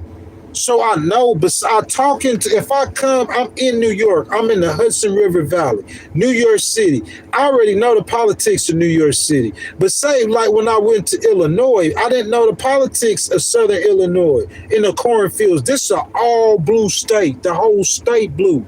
But I know these people out here, millions of them across the majority of the state, I know they ain't voting for Kamala. I know they voted for President Trump.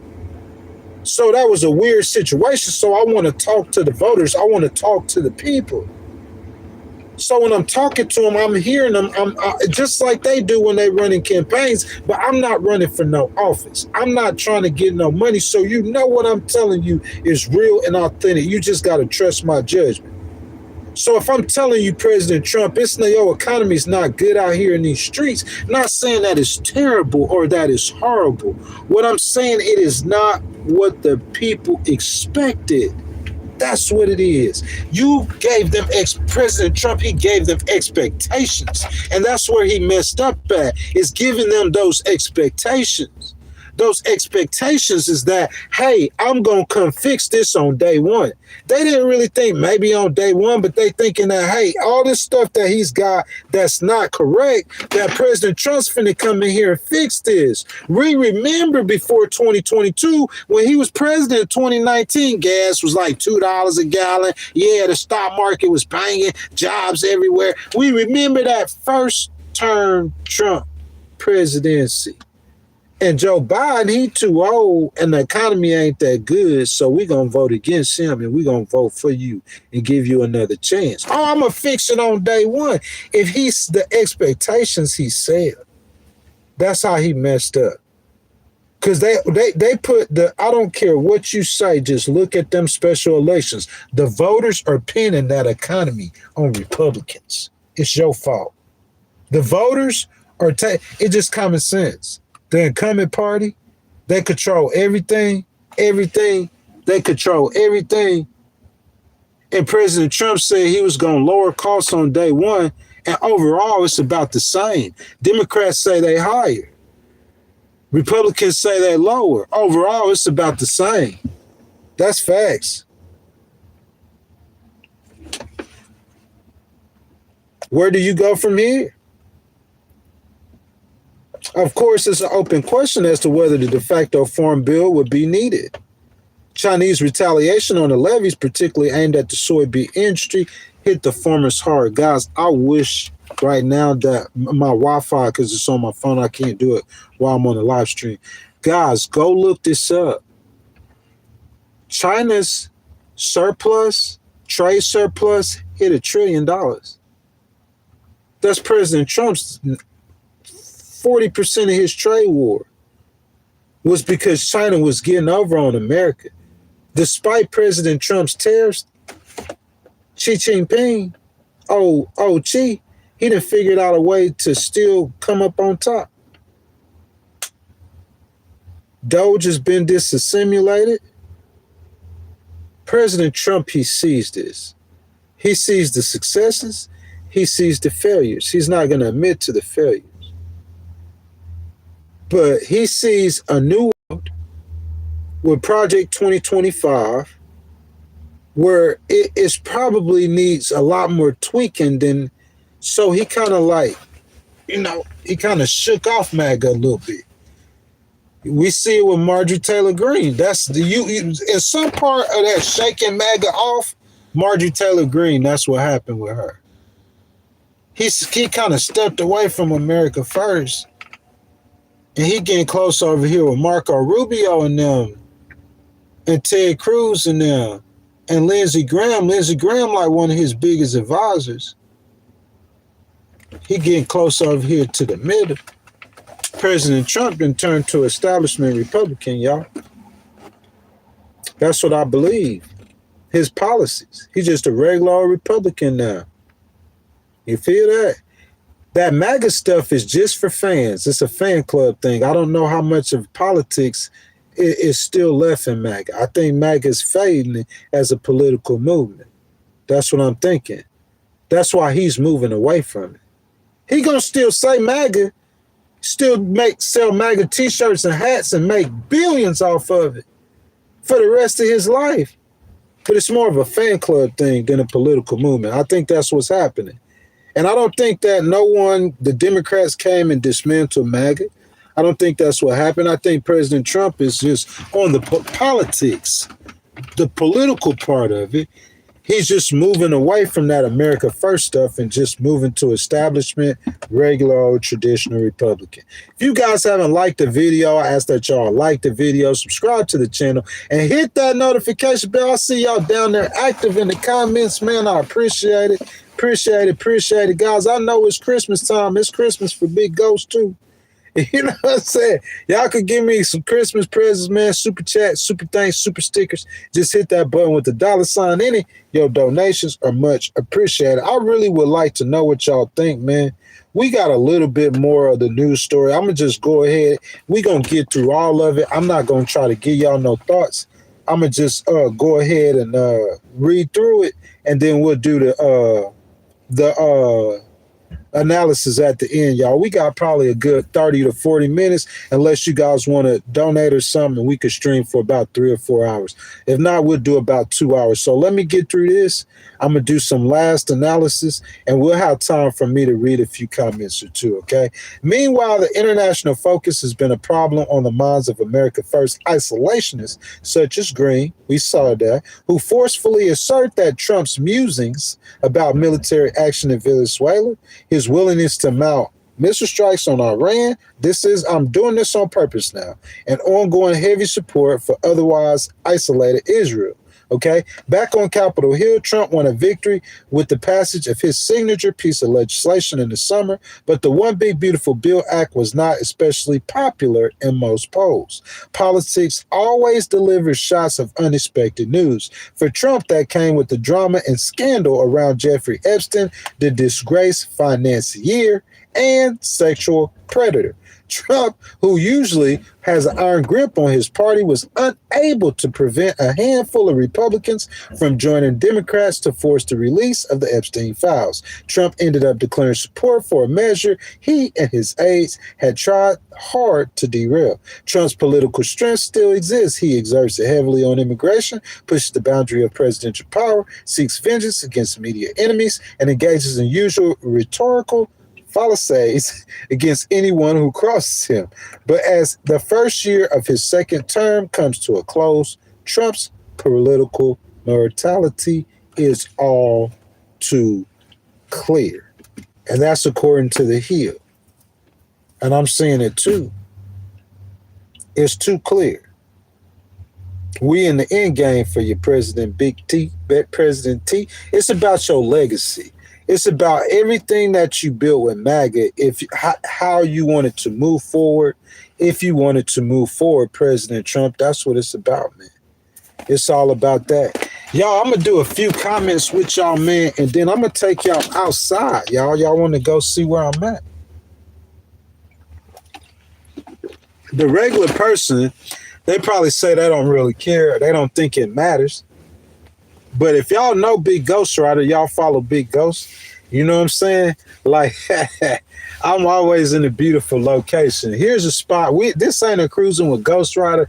I'm gonna just go down there and show y'all where I'm at. It's so gorgeous out here. Hudson River Valley.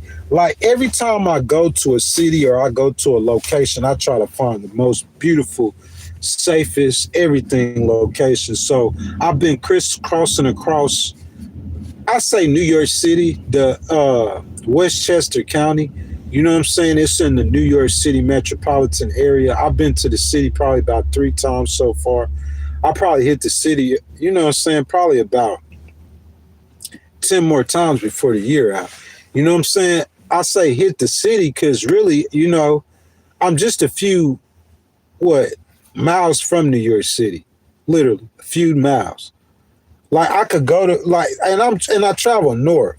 You know what I'm saying? I could go to New York City anytime I want to. I could be in New York City within 30 minutes, 20, 30 minutes. We talking about traffic. No traffic, 15 minutes. You know what I'm saying? Like sometimes I be chilling in areas and I'm in the New York City metro or I'm in the city limits and I don't even know. I'm in New York City. I don't even know. That's what I'm saying. It's so big. Yo, they look at New York City as I heard Mandami say 8 million residents. So yeah, he talking about the city limits. But you talking about the metro of New York. It's tri-state. Metro New York City touching Connecticut and New Jersey. If you draw a metro around the city of New York, it's really like 25 million people across 3 states. It's no city like it in the world, baby. Empire state of mind, you feel me? Yeah, baby. Hey, I'm gonna tell you, y'all see that hair though, boy? Yeah, it's so long, man. You know what I'm saying? I'm sorry, bro. I'm a natural type dude. You know what I'm saying? I ain't got it done yet, but I just want to show you how long it is, though. You feel that? You feel that? I'm talking about without even stretching it. That's how long it is, though. You know what I'm saying? I'm growing that joint, though, man. You know what I'm saying? I keep it natural, too, bro. You know? I'ma just, whenever I get it done, I'ma just come out and, you know what I'm saying? Like, whatever style I get it in, that's just what I'ma have it in. You know what I'm saying? I'm a real dude, man. I'm real authentic. That's why I'm doing this live stream in the car, man. You know what I'm saying? It's comfortable for me. Riding with Ghost Rider. Ain't nobody else doing nothing like this. And then my content be on point. Y'all seen it an hour and a half, that news story blazing. You feel what I'm saying? That analysis on point. Ain't nobody else giving you political analysis like that. You know what I'm saying? You get news, right? I'm not a news kind of person. I'm not a news dude. They thought that's what I was. You know, these dudes, these little podcasters, they trying to be news dude. You know what I'm saying? Like, why I'm going to watch Adam Mockler? I'm going to just watch Aaron Brunette. Why I'm going to watch David Patman? I'm going to just watch Abby Phillip or Caitlin Collins or Dana Bash. You see what I'm saying? I'm going to just watch. I'm not going to watch. You know, I'm not a news person, bro. I do analysis. You know what I'm saying? Like you know how Sean Hannity, he kind of be, you know what I'm saying? He do opinion and stuff. Like I do opinion too, but it's mostly analysis. Because if I'm not bagging on President Trump, I'm not trying to bag on President Trump by saying the economy's not bad. You said the economy's not good. But I'm saying what Sean Hannity be doing, like what he did against President Obama with that Reverend Wright when he was running for president, you see what I'm saying? That might be opinion, but what Sean Hannity be doing, he bagging on people. I'm not bagging on President Trump by saying the economy's not good. You could take it like that. That's why your economy ain't going to get better. Because you don't need to take criticism. Like you got to learn how to take criticism in the position that you in. The Bible says in a multitude of counsel, there's safety. So that means you getting wisdom or from a bunch of different people. You got to learn to listen to people. But look, that being said, man, I'm finna take y'all out here, man. You know what I'm saying? Y'all, if y'all will, whenever y'all finish watching, go to the video tab. I'm asking y'all to go to the video tab. You know what I'm saying? And I got a new video. It's called Pastor for Texas. Guys, like I'm just gonna let y'all know we're not gonna stay out here that long. Cause out here in the around New York City, I don't know where y'all watching this from, but out here, man, it's like about 7. Well, right now it's probably about 35 degrees. By the water, it's probably about 30. But you know what I'm saying? The other night it was like 7 degrees. It's be like 14 degrees out here, man. It be snowing out here, but ain't nobody crying, though.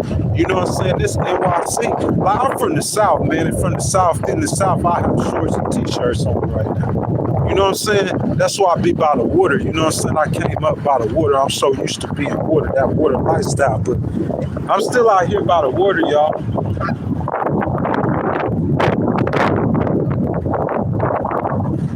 Y'all see the ducks? Man, when I show y'all this, y'all saying like, this ain't New York City, but baby, this is what New York City is, though. This is a part of New York City.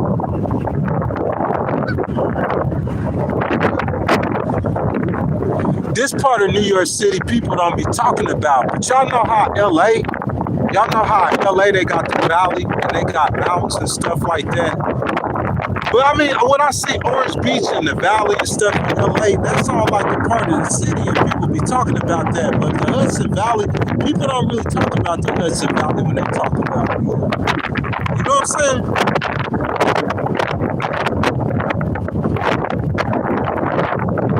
Guys, I'm talking about the Hudson Valley, though. It's like, it's the whole coastline. You know how Manhattan. So if you on Manhattan is like a small strip of land. If you go left, you know what I'm saying, you're going to be, well, if you south, if you go right, that would be east if you're going south. You know what I'm saying, into lower Manhattan. If you go east, you're going to New Jersey. There's bridges all across lower Manhattan that go to New Jersey, so you can just turn on. You know what I'm saying, trying to get to the Empire State Building, you can turn you to New Jersey. If you go right, you're to Long Island. You know what I'm saying? But if you go north, that whole river valley, the Hudson River Valley run all the way up. It run all the way north. You know what I'm saying? And if you go north, that's what you get, the Hudson River Valley, bro. You know what I'm saying? And I'm saying it's like the whole, like if you like this the thing about New York. Where New York special to me. If you like mountains, they got, you see them. I just showed them to you. If you like water, they got lakes everywhere. I first, so if you guys don't know, I'm a justice fighter. That's what I do. I fight for justice. So, I'm sorry, y'all. Get this set up real quick. So look, you see a bunch of YouTubers and podcasters, they saying this and they saying that, but I'm saying I got real cases that I really filing. You know what I'm saying? I got real cases that I'm really filing. I got real cases that I'm really litigating. That's why I sound different than podcasters. Nick Fuentes, he come on live stream and he do all that talking, all that yapping. He just a scary white dude. That's all he is. I heard the dude tell Piers Morgan that he's a racist. He admits to being a racist. I heard the dude tell Piers Morgan that as a white man, if he see a black man on a bus, to walk the other way. This Nick Fuentes, he get millions of views. He a major voice in the Republican Party. I think that's what's wrong with the Republican Party. And this ain't something new. Back in George Bush days, Kanye said that George Bush don't like black people. Y'all remember that? If y'all old enough, this ain't something new. The Republican Party has always flirted with racist kind of groups and racist kind of people. And Nick Fuentes, you admit to being a racist. So I'm saying any Republican who has anything to do with Nick Fuentes, you are associated with a racist. And Nick Fuentes, you just scared of black people because you ain't got no hands. You see what I'm saying? You just weak. You just soft. That's what it is. You can't try to make a black man be like an animal. You just a weak guy. I'm not going to make it about your race because I know white boys. Look, this is what Nick Fuentes said when I seen him on Piers Morgan. He said that if you get on the subway, because a black dude killed a white girl on the subway. So now he got a problem. Schizophrenic black dude. He talking about me.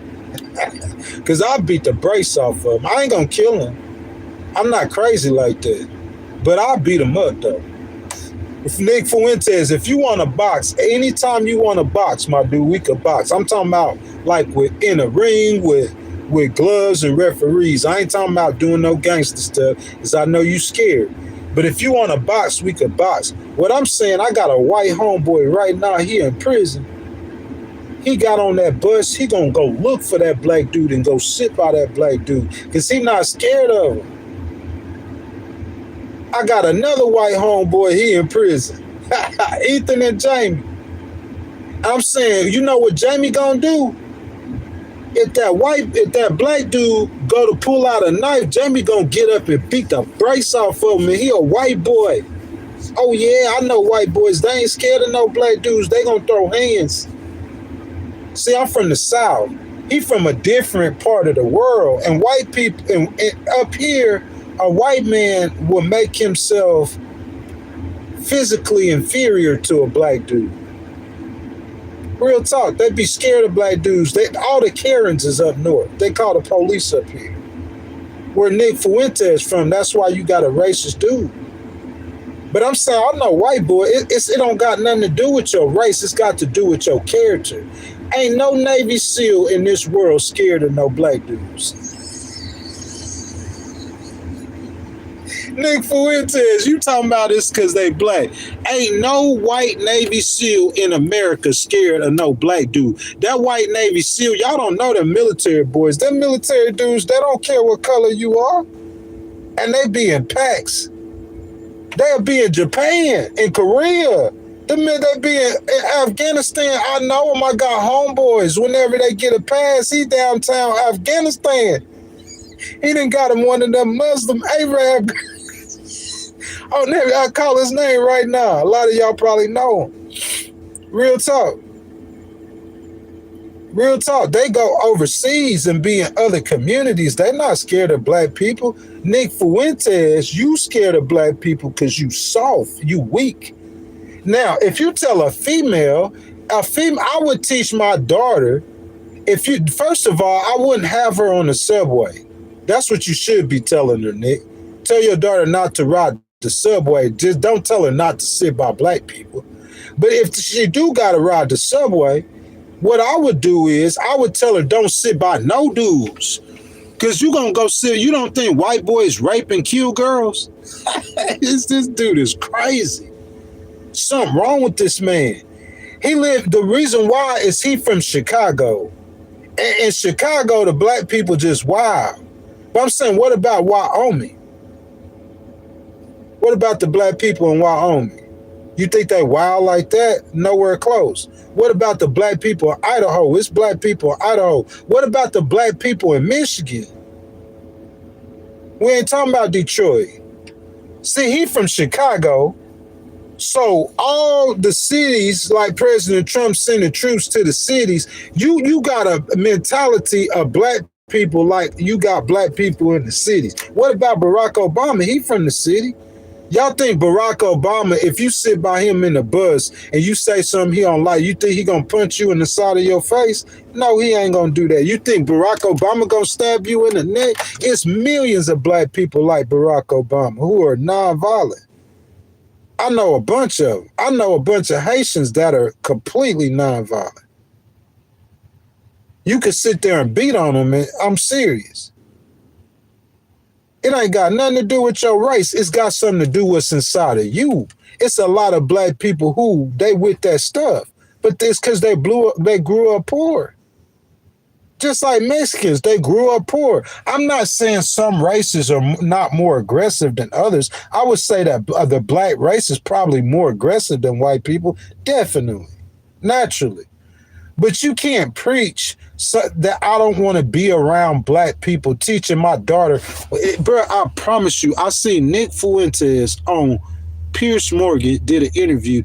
Nick Fuentes told Pierce if he see a black man, he gonna walk the other way. He tell his daughter, he tell everybody, if you see a black man out in public, walk the other way. Because he gonna hurt you or rob you or do something bad to you, a black man.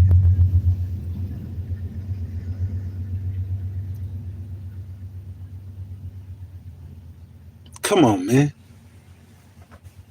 And the Republican Party, they gravitate to that. They hold on to that. This man talking about the vice president of America, he's talking about J.D. Vance's wife. She's a gorgeous Indian woman. Gorgeous. Exotic. JD, the mind you had when you picked that Indian woman, you don't never let some knucklehead like Nick Fuentes. I don't care how many millions of people he talked to. That don't mean nothing. You got to know what you're doing. Because he could talk to 30 million people. If I bump into him in Walmart, what's that going to do for him? I'm sure he got security. Ain't nobody care about your security guards. If I bump into you in Walmart, all that stuff, ain't none of that gonna mean nothing for you.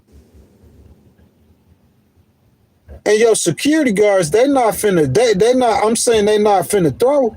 They're not gonna throw no hands.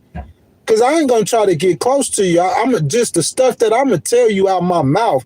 I don't even have to box them. I could just talk with my mouth. The stuff I'm gonna tell them out my mouth are dismantle.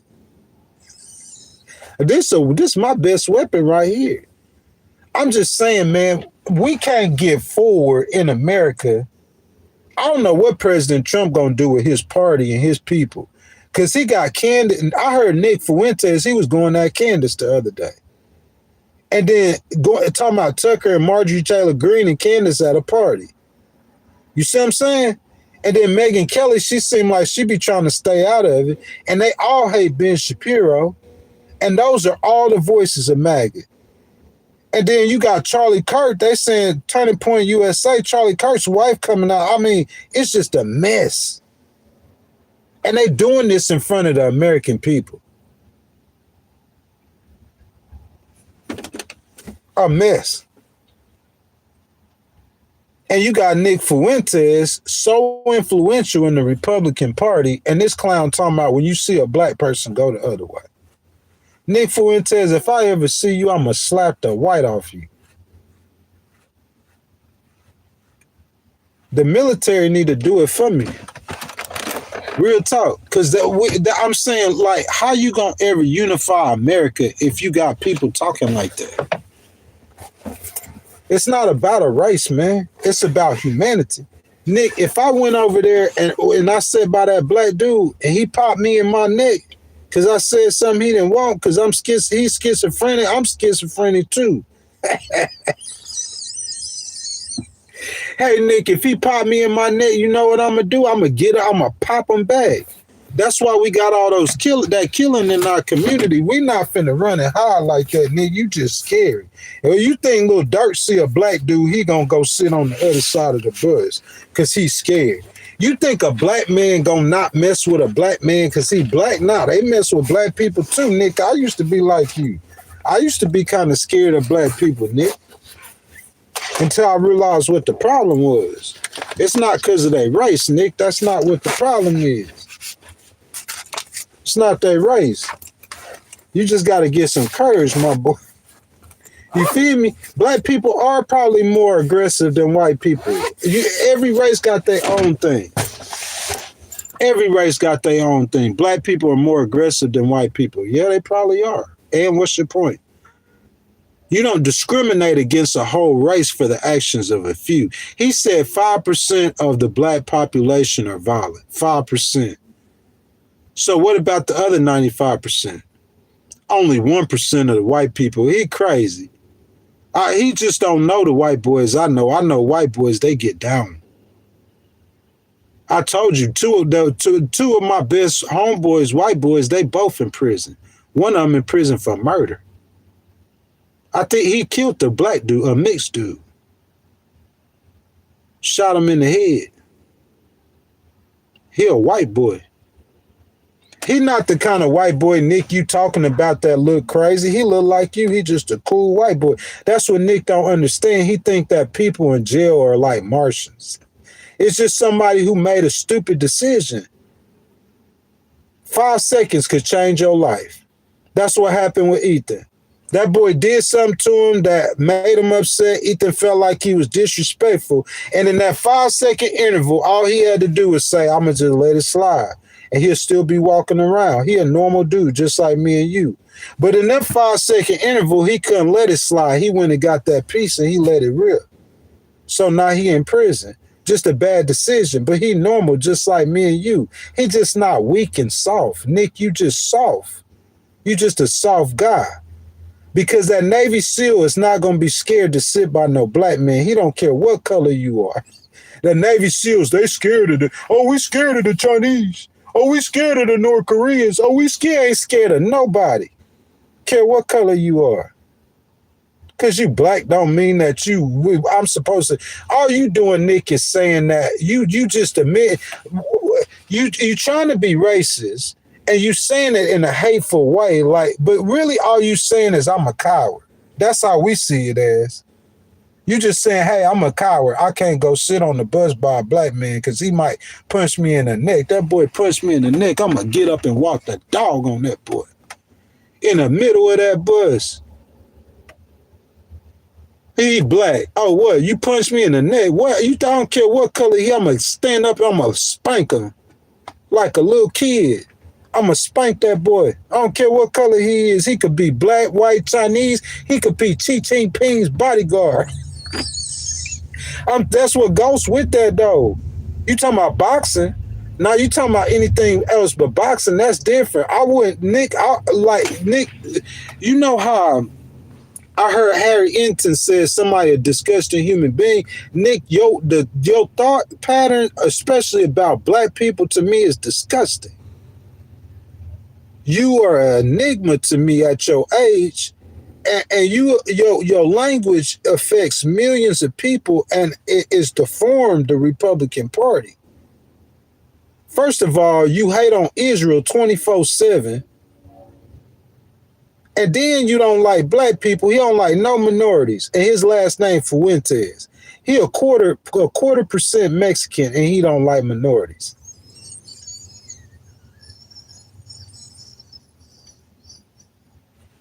It's their mind. You know what I think it is, Nick? I think it's because it's like Charleston White. But you do it with the right. He just like a Charleston White. He's a nerdy kind. Charleston Hood kind of. He a nerdy Charleston. That's what Nick Fuentes is. Nick, you a race baiter like Jesse Jackson. If I sit here and say the most ridiculous things in the world, I'm gonna stand up here and I'm gonna say that black people are less than human. If I come on the live stream and say some ridiculous stuff like that every single day, then I'm gonna get a bunch of people watching me. That's what I think he's doing it for. I think he's doing it for the attention and the clout. Cause he said he had black friends and Kanye. He Kanye homeboy. But he said if he see a black man on the bus, he gonna go sit the other way. He gonna go to the other side and sit down. Nick Fuentes. Talking about J.D. Vance's wife. Because she Indian. And he a quarter Mexican. They confused like Adolf Hitler. Adolf Hitler said he wanted to kill. I ain't nobody but blonde hair, but he didn't have blonde hair and blue eyes. He wanted to create a race of people, blonde hair, blue eyed people. And Adolf, from my understanding, unless it were black and white pictures, he didn't. Cause my boy, from my understanding, he didn't have blonde hair, blue eyes. That's Nick Fuentes. He want to create a race, or so I don't know what kind of race he creating though, but whatever kind of race he creating, he ain't that. Nick, you are a 0.25% minority. Your daddy is either half or full minority. Cause y'all scared of black people in Chicago, you should have moved down south, further south into Illinois, where the farmland moved to Champaign. You in Chicago and all the black people, you scared of the black people, move to Champaign. I guess I'm black. I know how to move with the black people in the hood. You see a black man sitting there, if you can't sit by, well then don't stand up then.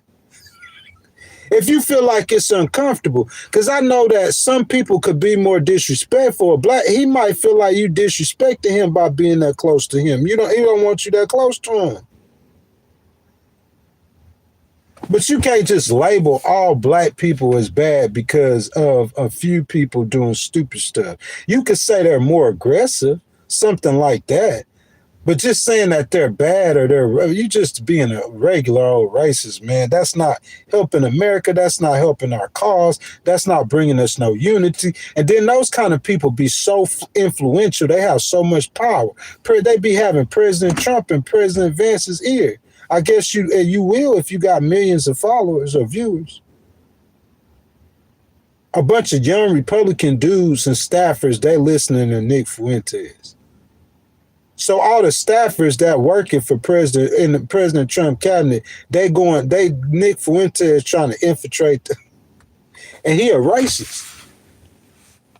You know, they said Charlie Kirk used to say stuff like that. You know what I'm saying, Nick Fuentes? I don't think it's a good idea, man, or it's safe for you to be like that or to talk like that all the time. It's not safe for you to do that, man. And I know you doing that because you making money. You chasing clout.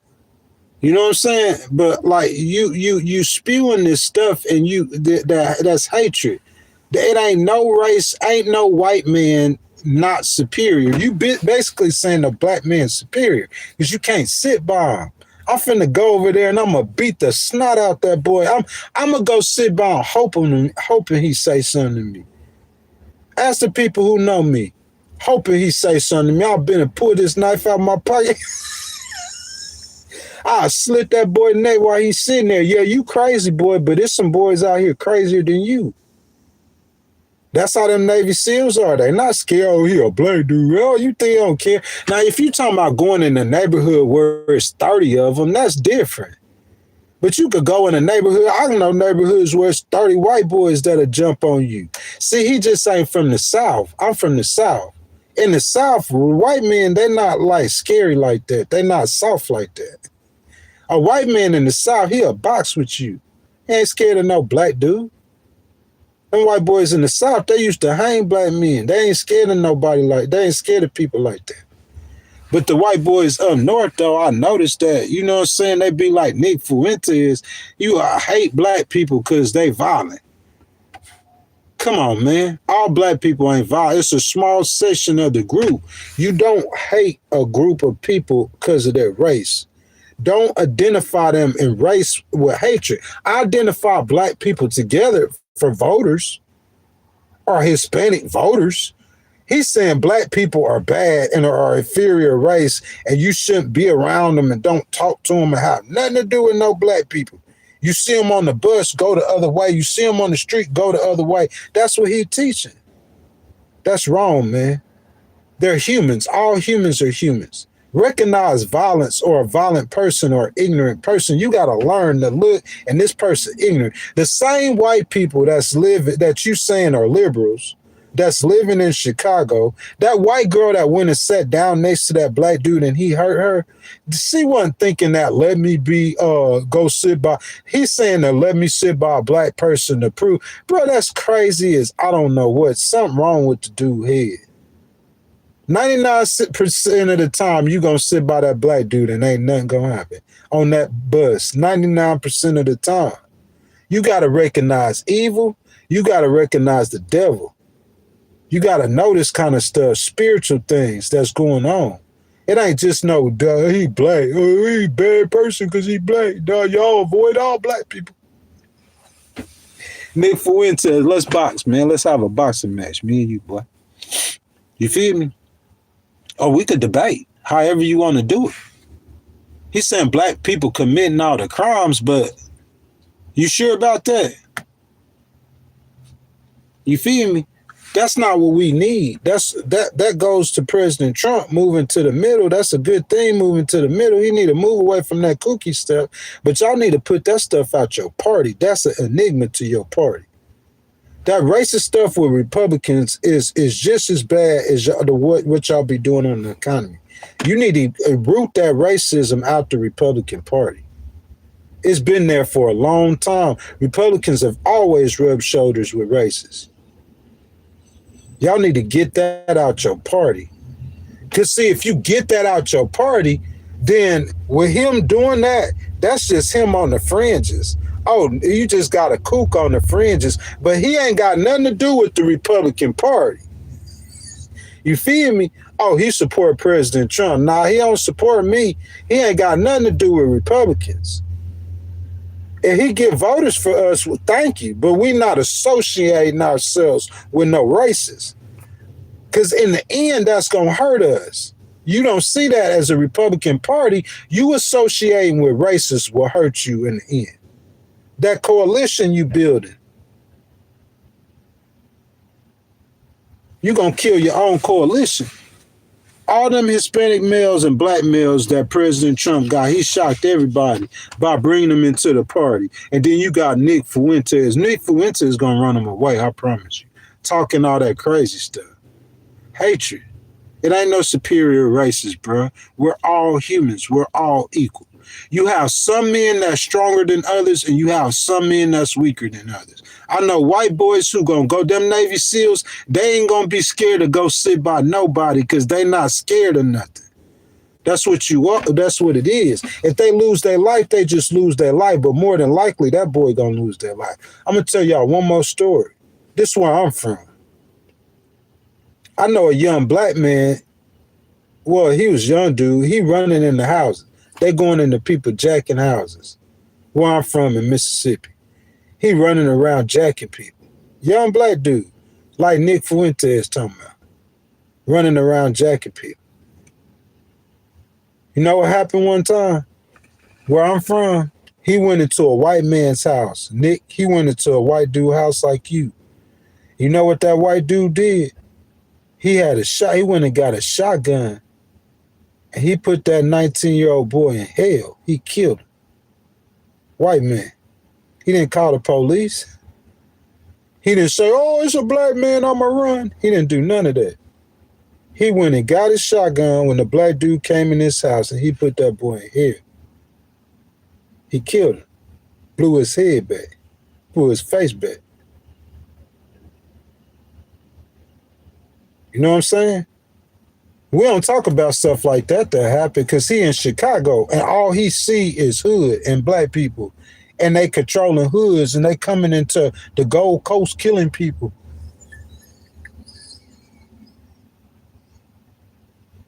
And he get on the subway, it's a black dude, he petrified of all black people. He's scared of all black people. All black people are finna kill him and do something to him. But you want to starve them, you don't want to give them money.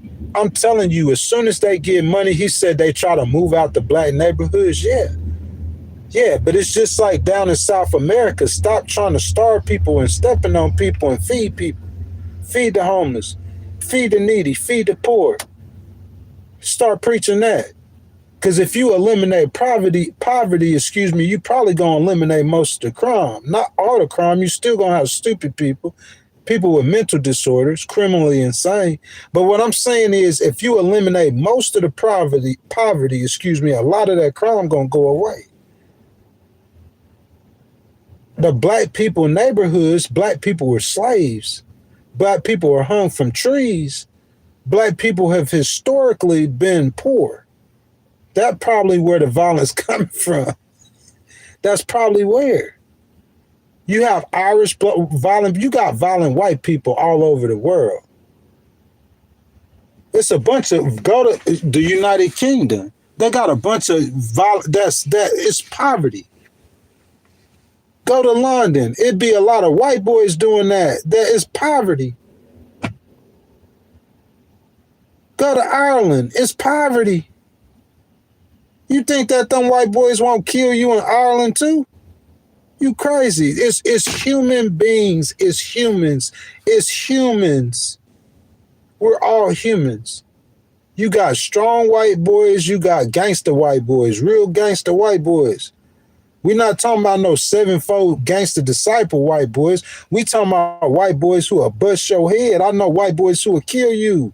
They don't care what color you are. They're not scared of no black man. And you got black boys like that. You got Chinese boys like that. You got white boys. You got black dudes who more scary than Nick Fuentes. I used to be a black dude who wouldn't go sit by a black dude. You got black dudes that's scarier than Nick. They scared of not only blacks, they scared of whites and Chinese too. They scared of everything. It's humans. It ain't the race. Okay, if you put a white boy in the south side of Chicago, you know what he gonna do? He gonna be the white little King Von. Because he gonna either survive or die. You put him in there at 3 years old, he gonna grow up, he gonna be running with them, he gonna be hanging with them, he gonna be eating like them, he gonna be dressing like them, he gonna be throwing gang signs like you gonna see a white boy, one white boy in the middle of the picture with all the gangster dudes. He grew up with them, he gonna be just like them. It ain't got nothing to do. And Nick Fuentes, he see a black dude he gonna be ready for that action with his piece and everything, acting just like a black dude. You see what I'm saying? It's the environment they in, Nick. Nick, you should be smarter than that by just saying hate black people. You should be coming up with a solution for the reason black people are the way they are. I'm gonna try to get to the bottom of the problem and solve the problem. He just want to yell about a problem. Oh, black people are too aggressive. He's just yelling about. So stay away from black people. He's just yelling about a problem. You won't never get no unity just looking at the problem. I got the solution. It's poverty. Nah, Nick, go help him. Nick, go out there with some turkeys and start passing out turkeys. I bet you though, Nick, you'll get a pass. They'll see you coming through the hood, Nick, and you a white boy. I'm gonna tell you how black people are now. They might be crazy now, but if you get in good with them, Nick, you'll get a pass. They'll protect you. I'm saying you got the wrong mentality. Instead of being scared of them, go pass out some turkeys out in their neighborhoods. Nick walking around scared of them boys. If you see a black man on a bus, go the other way. I'm going to tell my daughter, if she see any man on the bus, don't sit by him. A man, whether he black, white, Chinese, or Mexican, don't sit by no dude. Because them white boys, they'll slap you too. And a Chinese dude, he'll slap you too. A black dude might slap you faster, but who cares who slap you faster once you get slapped? You think it matter if somebody who come in your house and they rape your wife and kids? You think a white man ain't raping no women? White men don't rape women. That's what he's saying. White men don't commit murders, y'all. Where that boy from? In Chicago, white men might not commit murders, but I bet you they raping women. They might not commit as many murders, but white boys murder too. White boy, he raping women. You know what I'm saying? You just can't be weak like that, man. White boys, black boys, they all is crime. And it's crime and criminals. It ain't got nothing to do with no race. It's crime and criminals. That being said, man, what the world needs is Jesus. They need to get saved. That's what they need.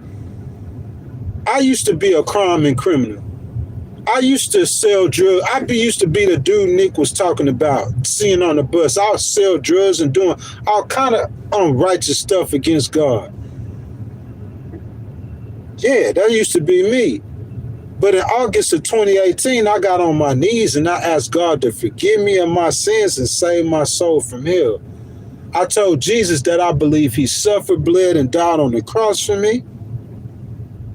That I repented from my sins. I didn't want to be that person no more. I didn't want to be the drug dealer. That's not who I wanted to be. You see what I'm saying? So I asked Jesus to forgive me from my sins. I asked him to save my soul from hell. And I believe with my whole heart he did that. I have faith. And ever since, man, I changed my life. I live different. Nick, the problem is they need Jesus. They need to get saved. It's not because he black. If you scared of anybody, if you scared of the black man on the bus, Nick, go sit on the other side. Don't tell millions of people to be scared or to hate black people. Because if you had none but white people in this country, the white boys would be killing each other too. That's what's going on in Ireland. White people killing white people in Ireland. White men raping white people in Ireland. White men jacking white people in Ireland. It's a race thing. It's not a race thing. It's a human thing. It's not skin, it's sin. It's not race. It's because human behavior. He's trying to put it off on a race.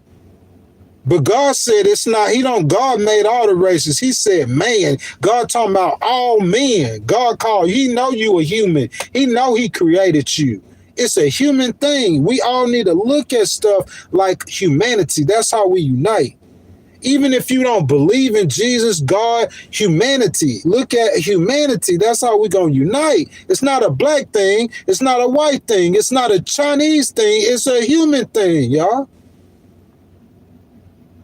Every day I wake up, man, I say, this is the day the Lord has made. I will rejoice and be glad in it. That's my time, y'all. Look, we might do a cruising with Ghostwriter. I'm not sure one of these days this week.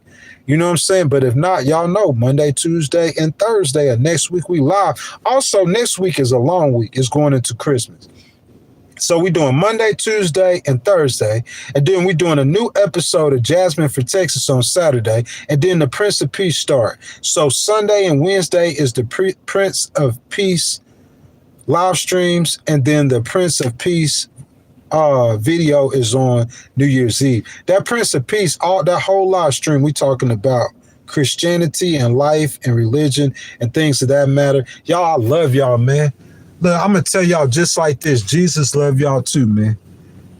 Y'all see my view, man? I just pulled up. I had to show you, y'all. We get one life, man. One life. We got one life. One life to live. God gives us one life. That's it. Just one life. You got to get out there and live, man. You know what I'm saying? I remember I told somebody I was going to spend Christmas in New York. Regardless of how I'm doing it, I'm spending Christmas in New York. That was a heart desire of mine, bro. The whole month. I first touched New York in September of this year. I went to Connecticut for 30 days. Still tri-state area, still New England. But every month I've been in New York on this trip besides August and July and August. September, I was in New York somewhere. October, I was in New York a part of the month. November, I was in New York. And this December, I'm still in New York. You know what I'm saying? From Mississippi. I'm from the South, man. Like whatever you set your heart and mind to do, regardless of the obstacles for me to be here right now is impossible. If you ask my mama, my daddy, anybody in my family, my friends, anybody, you say, hey, you think Ghost, he gonna be in New York in December 2025, they would have laughed in your face. I would have laughed in your face too. I wouldn't have seen it as possible, but I'm here. I'm bringing y'all this content. It's happening. You see what I'm saying? I'm here, man. Get up and go live your life, man. You only get one life. Your life that you got right now, it's a gift from God. And one day, God gonna want that gift back. And the only thing you're gonna be able to take with you is your memories. You ain't taking nothing else with you but your memories. So that's what I'm saying, y'all. Get out there and go make memories right now. Go live your life. I love every last one of y'all, man. It's a beautiful day that the Lord has made. I will rejoice and be glad in it, man. It's the weekend. We in New York, man. Can I bring y'all some content? I ain't got to go live again to pop up on y'all, man. But that's my time, man. I love y'all. I'm out. Peace and love. Y'all be safe. Have a good weekend. Nick Fuentes. Unity, boy. I'm going to teach you some unity, Nick. You got a platform. You talking to millions of people, boy. Stop talking about black people and start trying to unify this nation. We need, baby. Unity. Man, I love y'all, man. God love y'all. Jesus love y'all. I'm out. I'll see y'all next time.